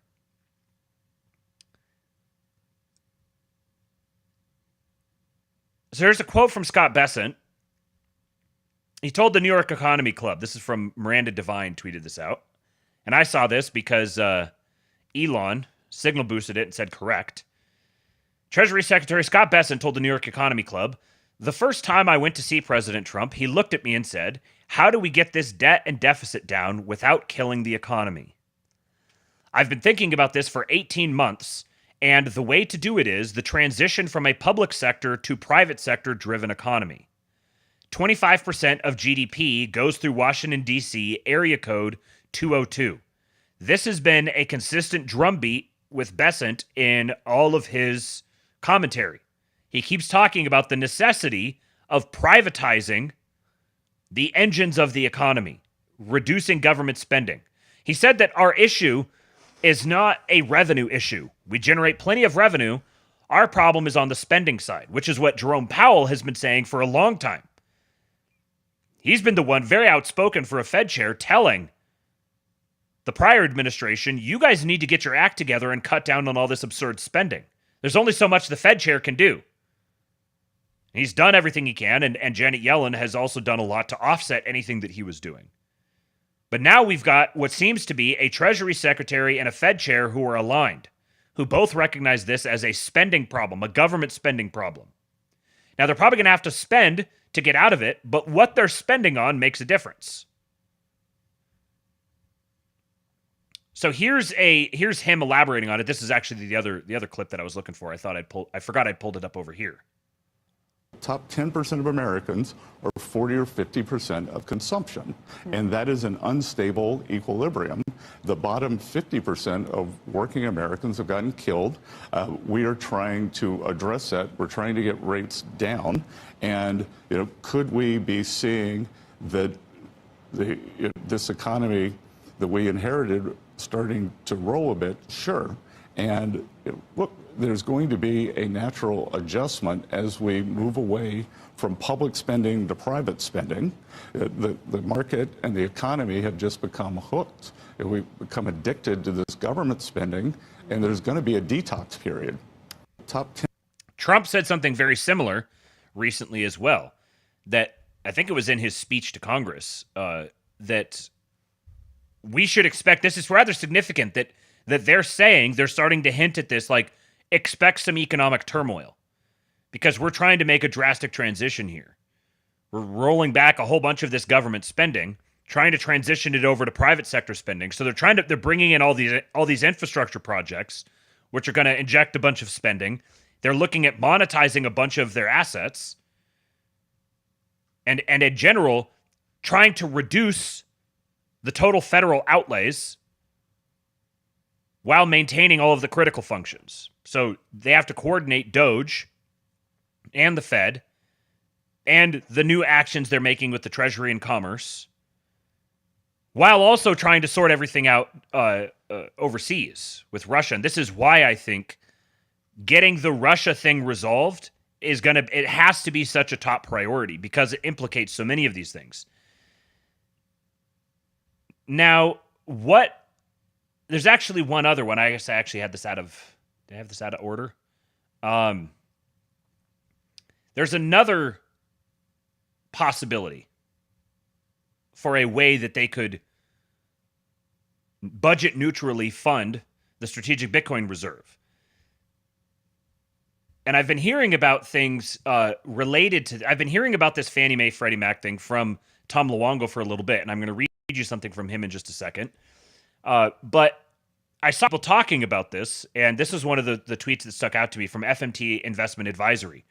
He said, y'all just don't get the lingo in the BTC reserve because few get the Fannie Mae and Freddie Mac thesis. He quotes from the executive order, the Secretaries of Treasury and Commerce are authorized to develop budget-neutral strategies for acquiring additional Bitcoin, provided that those strategies have no incremental cost on American taxpayers. He says 200 to 300 billion in monetized GSE warrants can be deployed in BTC that will be all profits for the American taxpayer. The Treasury is pro-GSE privatization. It's coming. So what is he talking about? Now, I'm not going to share my screen on this because this is an excerpt from Tom Luongo's most recent monthly newsletter. If you're not paying for it, what are you doing? It is more than worth the money. Go to his Patreon. Go sign up. Gold, Goats, and Guns. There's a whole bunch more in this newsletter. It's one of the best deals in the world. But I want to read this section here talking about the Fannie Mae Freddie Mac thing. So the section is titled Spanking Obama's Fannie. He says the last piece of this puzzle is the one that Trump wanted to solve in his first term but was blocked from doing so. It involves taking Fannie Mae and Freddie Mac out of conservatorship, relisting them on the NYSE, and realizing the gains from the government's nearly 80% ownership of these two firms. Let's start with the background. During the 2008 financial crisis, Fannie and Freddie were bailed out and placed into conservatorship, which is never considered to be a permanent arrangement, yet they still are. In exchange for the bailout, the government acquired a 79.9% ownership of these firms in the form of warrants, exercisable at 1 cent per share. Up until the election, both Fannie Mae and Freddie Mac traded at below $1 per share in the over-the-counter markets. This severely limits their potential investor pool. In order for them to be relisted on the NYSE, they have to trade above $4 per share. Both stocks have been on a tear since the election, both now trading above $6 per share. To bring them out of conservatorship requires a simple signature from the Treasury Secretary and the Director of the Federal Home Financing Administration, the FHFA. Bill Pulte of Pulte Group, one of the largest home builders in the U.S., has been tapped to lead FHFA. So Bill Pulte, who is himself well known as a big Bitcoin bull, he's also a big GameStop bull, he is going to lead the FHFA. And all you have to get is a signature from Bessent and him to pull them out of conservatorship. Luongo says, my suspicion is that Trump is going to move both companies, however, under HUD, headed by Scott Turner, who earlier this month remarked that relisting and privatizing Fannie and Freddie is a big priority for this administration. In their current states, both Fannie Mae and Freddie Mac are incredibly undervalued. Moreover, the daily trading churn on them is thin, meaning there isn't much of a market, and I suspect most of the shares are being hodled. Fannie and Freddie are not mortgage lenders, they're really mortgage insurers, with little direct exposure to the underlying mortgages. They act as the middleman between the lending banks and the brokers who package them up as mortgage-backed securities, freeing up liquidity to the banking system. Their primary revenue is in charging guarantee fees to the borrower, which act as the buffer to ensure mortgage-backed security investors get paid to cover defaults. So when you get your mortgage, they take the mortgage, they package them up into securities and sell them on the secondary market. And Fannie Mae and Freddie Mac charge the borrower guarantee fees to ensure that the investors who are investing in those mortgage-backed securities can be paid out. There is revenue there that can be paid out to them in the event that mortgages default. While there are plenty of problems within this financial model of the mortgage market, Fannie and Freddie work with the highest creditworthy borrowers in the middle class. FHA loans are generally ones below $500K in today's market. The Trump team must protect the values of those homes while simultaneously restructuring the U.S. economy to make that size loan not only the base case, but affordable to the next generation of homebuyers. Bringing them out of conservatorship would allow both firms to be properly managed by professional staff, which has been a big issue for the past decade. Holding on to top-tier talent is impossible because these positions are basically government-scale jobs. So first privatizing them and then relisting them makes it possible for Fannie and Freddie to begin operating like normal companies again. Why? Because even in their current state, they are extremely profitable. Between them in 2024, bringing in more than $28 billion in net profit. Fannie Mae reported earnings of $4.1 billion for Q4 and $17 billion for fiscal year 2024. Freddie Mac's numbers were $11.9 billion for fiscal year 2024. Together, they have a net worth of more than $154 billion, against fully diluted, which includes the government's warrants, market cap of approximately $81 billion. I checked with Grok asking the simple question, How many companies in the world had net earnings greater than $28 billion equivalent in 2024? The answer, 9. Saudi Aramco, Apple, Berkshire Hathaway, Alphabet, Microsoft, ICBC, JP Morgan Chase, China Construction Bank, and Meta Platforms. Taken together, Fannie and Freddie are one of the largest financial institutions in the world and would go from the pink sheets to the S&P 100 overnight. Pershing Square's Bill Ackman put on a 90-minute presentation in January, explaining in detail the history, legal hurdles, and what a potential path to full valuation looks like. There is too much for me to go over here, but it's worth everyone's time to watch Pershing's argument. I haven't watched this presentation from Ackman yet. It's on my list of things to do, hopefully over the weekend or early next week. There's a link to it on Twitter that you can find. In short, the bull case for Fannie and Freddie is a series of simple bullet points. They have exited the subprime and Alt-A markets and only deal with the highest quality borrowers, having jettisoned the financialization business that got them in trouble in the run-up to 2008. The punitive full net sweep of all their profits into government coffers ended during Trump's first term. This was well after the firms had more than paid the taxpayer back. They have built fortress balance sheets that make a mockery of every other bank's balance sheet in the world. See Ackman's presentation for details. In just 7 years. Obama was using them as a piggy bank and, I suspect, keeping them off the market to undermine U.S. government finances. The government has hundreds of billions, if not trillions, of unrealized value in these firms, which can be used to relieve taxpayers of servicing some of our unfunded liabilities. Once private, there's no reason why Fannie and Freddie can't go out into the world to bring the 30-year fixed-rate mortgage to other markets. Their conclusion was a very conservative $38 to $40 per share by 2032, paying a 5% dividend, depending on what happens with interest rates. They value the government's warrants at $311 billion in realized revenue over 5 years. In my opinion, these should be considered very conservative estimates because they do not take into consideration the massive interest relisting would create. Also, modeling the price based on a 15x earnings multiple for companies with their business models in today's market is very conservative. Pershing's is literally an almost zero growth model. He says it's expected that Fannie would be the first of the two to IPO, followed by Freddie. The market already knows what's coming. If anything, we're 4 months late to this trade. So, again, strongly encourage you to go sign up for Tom Luongo's newsletter and read the rest of it, because there's quite a bit more. But that is one potential possibility here. So I asked Grok how they might go about this. I said, seeing lots of people talking about Trump, Bessent, Lutnick, and Pulte privatizing Fannie Mae and Freddie Mac and using the proceeds to acquire BTC on a budget-neutral basis. Assume the already existing presence of a strategic Bitcoin reserve and a sovereign wealth fund. Ignore potential political challenges and simply describe how this might work. This is what Grok says. Here's a straightforward explanation. Focuses purely on the mechanics, sidestepping political hurdles. Fannie Mae and Freddie Mac are government-sponsored enterprises, or GSEs, currently under federal conservatorship, meaning the government controls them and holds a significant stake, around 80% via warrants and preferred stock agreements.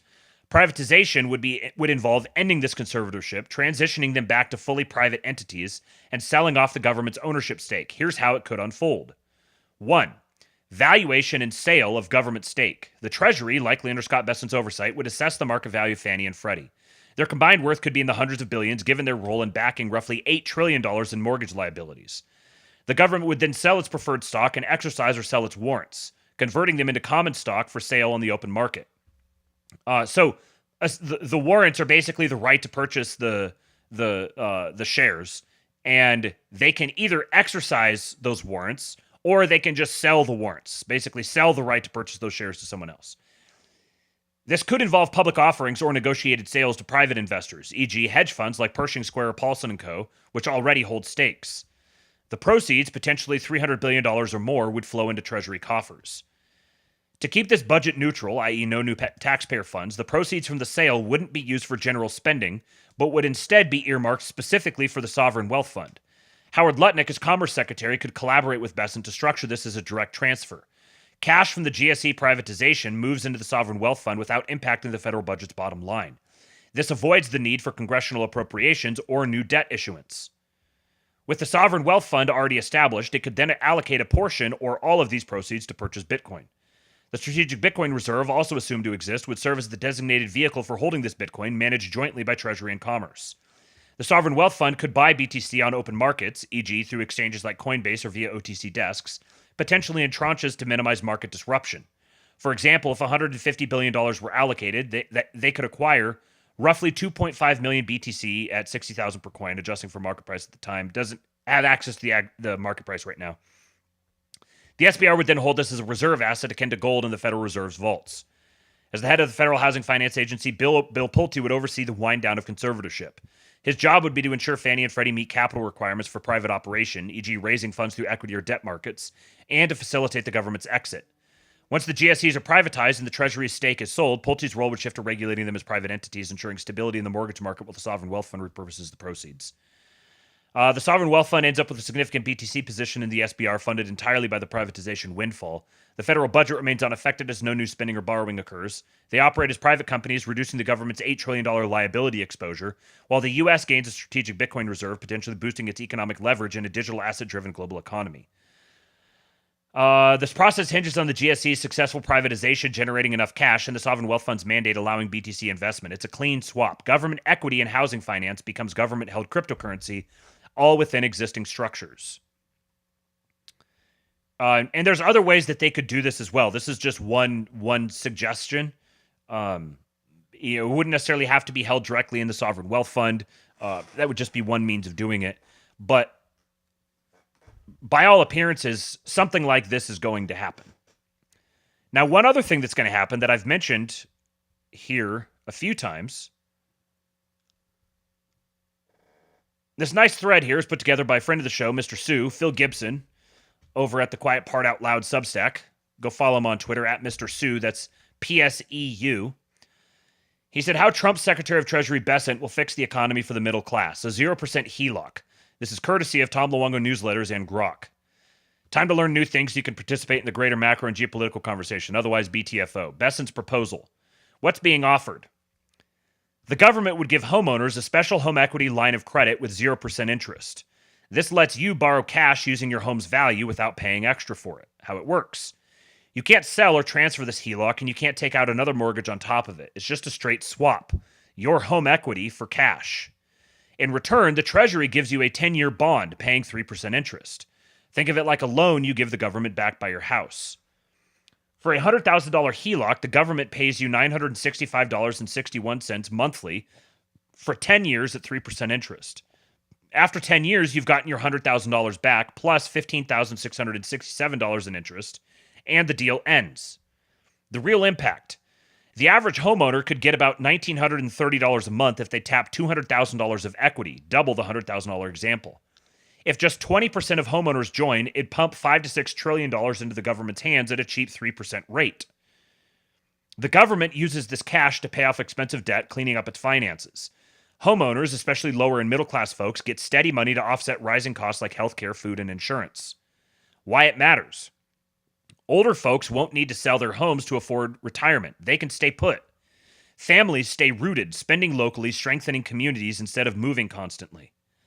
Bessent's idea is a way to turn home equity into a paycheck, help regular folks, and let the government borrow cheaply while stabilizing housing in communities. It's a fix for years of economic pressure, giving regular people a break from government overreach and inflation.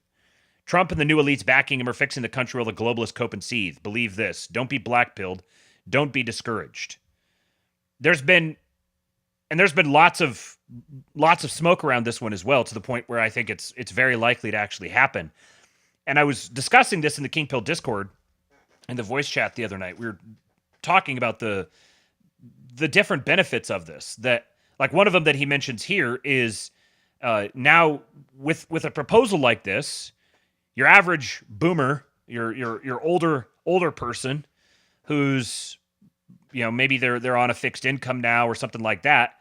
In many cases, all they can do, their biggest source of wealth remaining is their house, the equity that they have in it. And so they either have to sell their house to fund their retirement, or their children have to sell the house to pay for mom and dad to be in a nursing home, or sell the house to pay for mom and dad to be around and us to be able to support them and pay for their medical expenses and yada, yada, yada.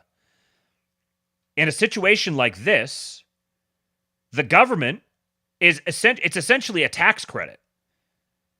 Basically, the government is paying your taxes for you because, like, right now, when you pay your taxes throughout the year, and then if you pay too much, the government issues you a refund. And if you didn't pay enough, then they send you a bill for it. And if you paid just the right amount, then you just gave them an interest-free loan for the year. What this is here is you're giving them a loan and they're paying you interest for it. And you're also getting the equity from your home. So it's a way to unlock that equity while having the security of this government bond. So now you have the American people investing directly in their government and the government investing directly in the people and keeping that money within the country. And it would unlock a tremendous amount of liquidity. And it would also have the effect of kind of freezing the housing market where it is. It would combat some of this unrootedness. It encourages people to actually put down stakes and stay in a neighborhood, be invested in their local neighborhood. I don't know how long they could maintain a policy like this, but you can start getting real funky and you can start rolling Bitcoin into these bonds as well. You can use like a partially Bitcoin-backed bond or a bond that pays out the proceeds in Bitcoin. Now that the federal government has given its stamp of approval that Bitcoin is a valid asset and they want to be accumulating it, the types of loan products that are going to be possible is going to blow people's minds, and it's going to unlock so much potential that is currently being frozen with assets that could be monetized, but they're not able to be monetized. Our balance sheet, or the national balance sheet and personal balance sheets, are basically being artificially suppressed by the existing monetary and financial system. Scott Bessent has been saying for a while he's ready, that it's time for a new Bretton Woods 2.0, and he wants to be a part of that. And all of these things all point in that direction.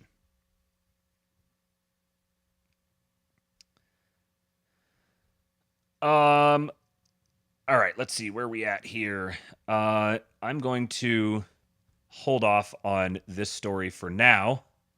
We'll talk next week about this massive defense spending bill that the Euros are talking about. And there's a great Substack here that I'm going to read next week from Millennial Woes on Ursula's predicament. Ursula von der Leyen. So I'll save that for later on. And I want to wrap today with this.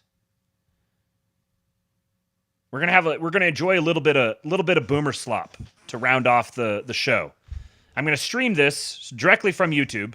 We'll see what happens. If it takes down the stream on YouTube, go over and watch the rest of this here on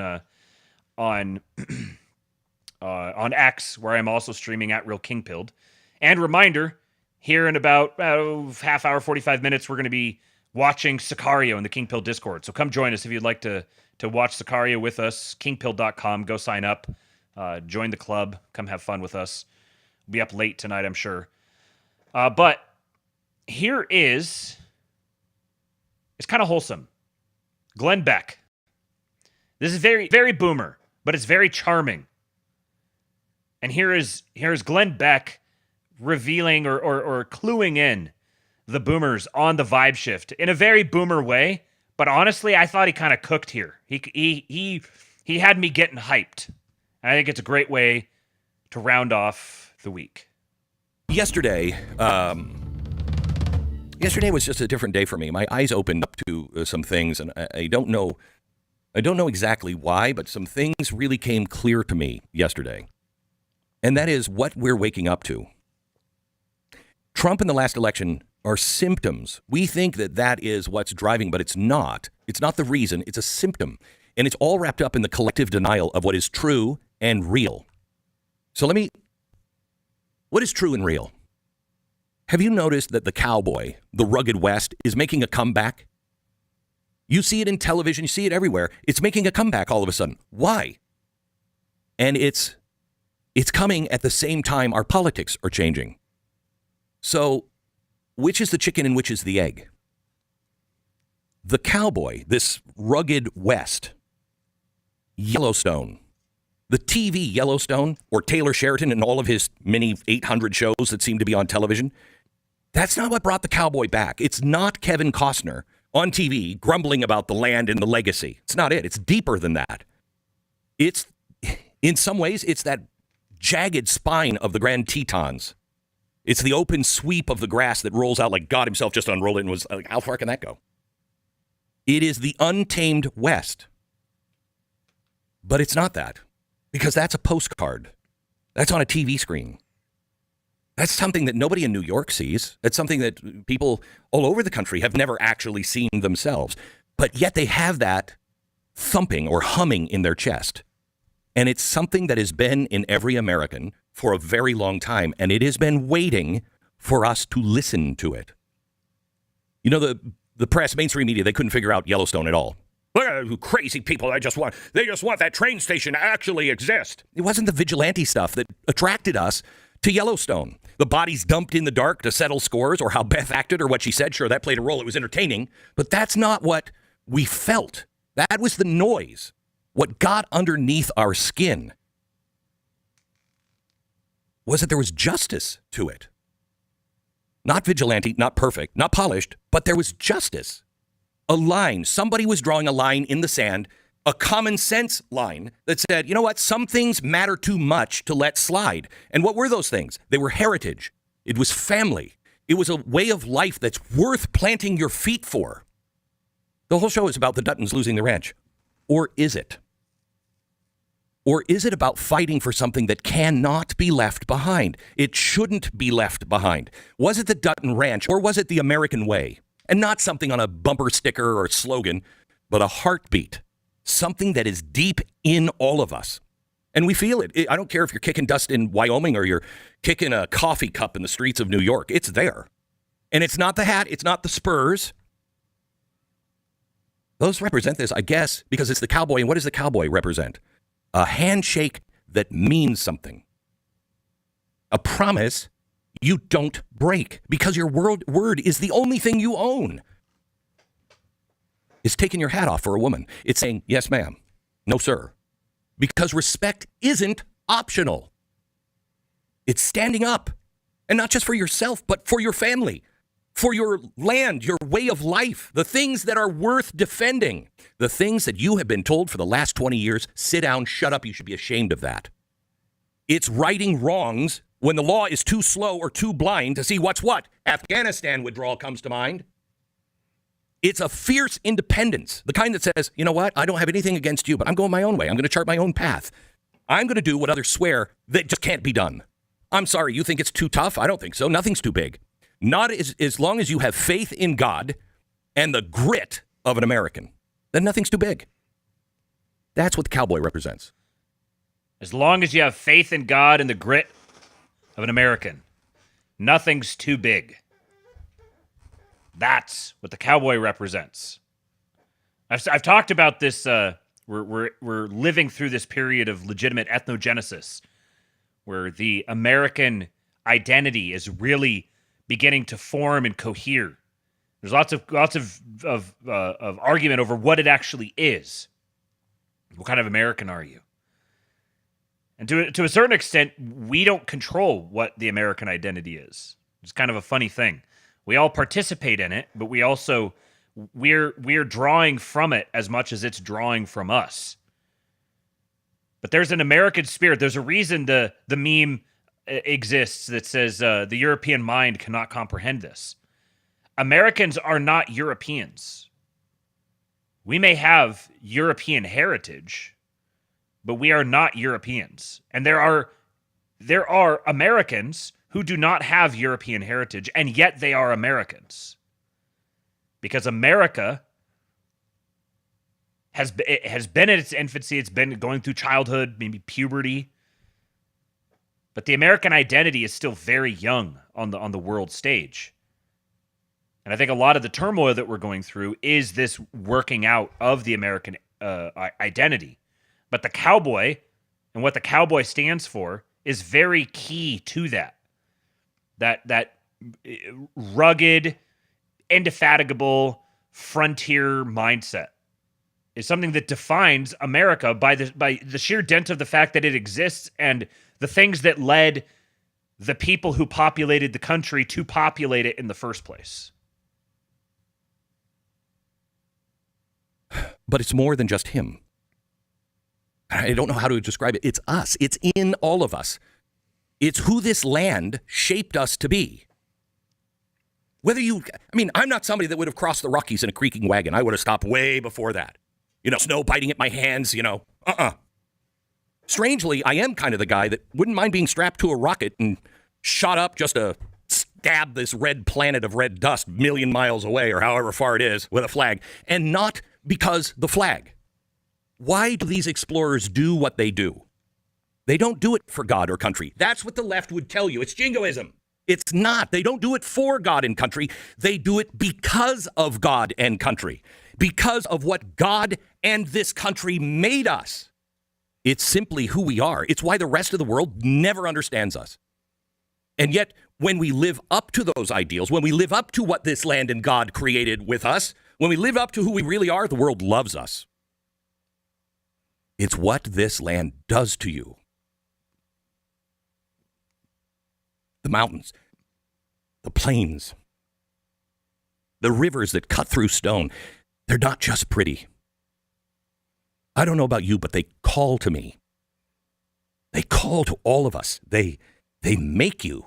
And when you answer, it's not about proving something to anybody else. It's about proving it to yourself. Because that's what the soul of this country is asking for. Who are you?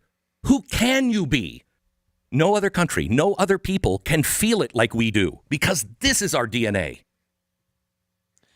Moldy Apple says, is that Yellow Rock show the boomers always rave about any good? Looks like shit. Yellowstone, Yellow Rock. I've heard it's terrible. The Kevin Costner meme really nailed it for me. Once I saw that, I was like, okay, I get the plot. Not worth my time. But the boomers absolutely love it. And hey, if this is what he's going to take away from it, then by all means. That's why I go to the mountains every chance I can get. I love my ranch, not to escape, but to remember to breathe the air that is sharp and clean, cold in the morning, hot during the day, to hear the wind whip the flag. Yellowstone was not big on TV because it was a show. It was big because it's a mirror. It is a funhouse mirror. And everybody else looked at the funhouse part. It's all about what we've been missing. It's what it was showing us. That's what we felt, what we let slip through our fingers because we were too busy chasing other things or listening to other people convince us of lies. And now, look around the last 6 weeks. What is America doing? We're putting our boots back on. We're wrapping ourselves in denim that's not afraid to touch grass. In fact, it's required to touch grass. And not because it's trendy, but because it's true. It's who we are deep down. I don't care if you've ever roped cattle. You should see me with my cows. I have no idea what I'm doing. Doesn't matter. You could be punching a clock in Cincinnati. It doesn't matter. But the land, our way of life, our DNA is calling us back. And thank God, we're listening. It is morning in America again. And it comes again under the brim of a cowboy hat. But the guy who's the one who seems to be doing it all, he would look ridiculous in a cowboy hat. Maybe as ridiculous as I look in a cowboy hat. He's a big city real estate broker from New York City that likely has never gone anywhere on horseback or climbed a mountain. But the spirit lives in this guy. His whole life is about doing something no one thought could be done. He didn't climb mountains or conquer the West in the traditional way. Instead, out of concrete and steel, he built mountains that tear at that American sky. He conquered what we all thought was, you can't conquer that. Mainstream media, he broke the back of that horse, and he is riding it, sitting tall in his saddle, and he's also making it very clear to all the outlaws of the world, and I can guarantee you'll go, yes, sir, when you hear this. He's making it very clear, this man from New York City, there is a new sheriff in town. The spirit of the West. All humans feel this call to the ocean. I don't know what it is, but we all do. For Americans, it's the same kind of call, but something different. The West isn't a place, it's a feeling, it's a pull. It's a strange shadow of a horse and a rider against a sunset that bleeds red and gold. It's the creak of leather, the weight of a rifle in your hands when the world turns mean. It's the quiet of a night so quiet you can hear your own thoughts. It's the roar of a river that reminds you some things just can't be tamed, not by man, not by time. And that is what's roaring back. It's the spirit that put us here in the first place. The part of us that says, I'll stand for what's right. I'll fight for the little guy. I'm going to build something worth keeping. And we do, because we always have.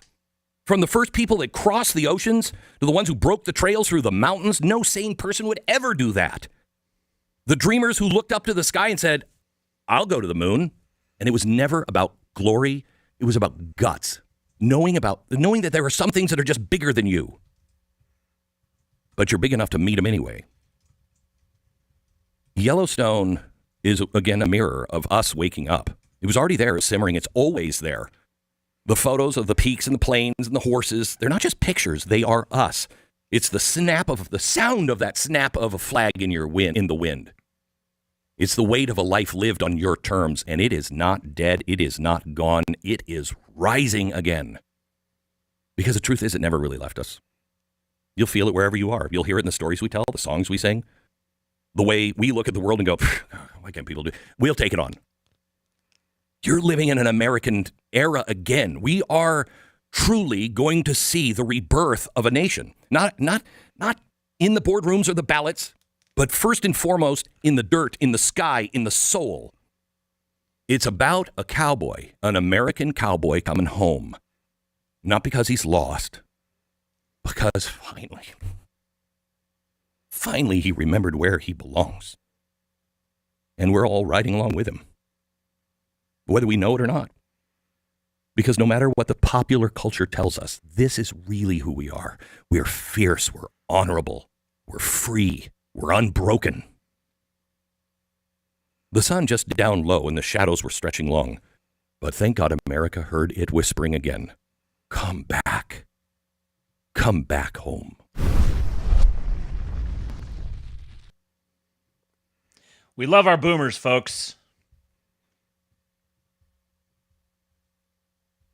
I know a lot of people don't really like Glenn Beck. Yeah, I took the words right out of my mouth. Rob P says, Glenn Beck keeps Orrin McIntyre on the payroll, so only 90% problematic. That's right. All right, folks. Well, that's all I've got for you guys this week. It's been a good week for the Astrolabe. Been a good week for the country. Going to head over into the King Pill Discord now here in just a little bit and watch Sicario. So if you'd like to join us, you know how to do it. Kingpill.com. Join us. Become a part of the King Pill, the elite. We're going to watch Sicario together. Appreciate the super chats today. Hit the like button on your way out. You can also support the show with the Buy Me a Coffee link or the Cash App link in the description.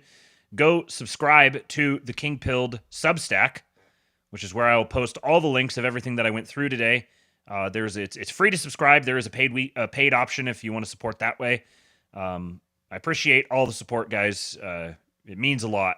Being able to do this on a regular basis, I enjoy it. I hope you guys enjoy it. I enjoy the feedback I get from you guys, and I enjoy our little back and forths that we have here. So drop some Trumps in the chat, and I give you Hulk. When they took a shot at my hero, and they tried to kill the next president of the United States, enough was enough. And I said, let Trumpomania run wild, brother. Let Trumpomania rule again. Let Trumpomania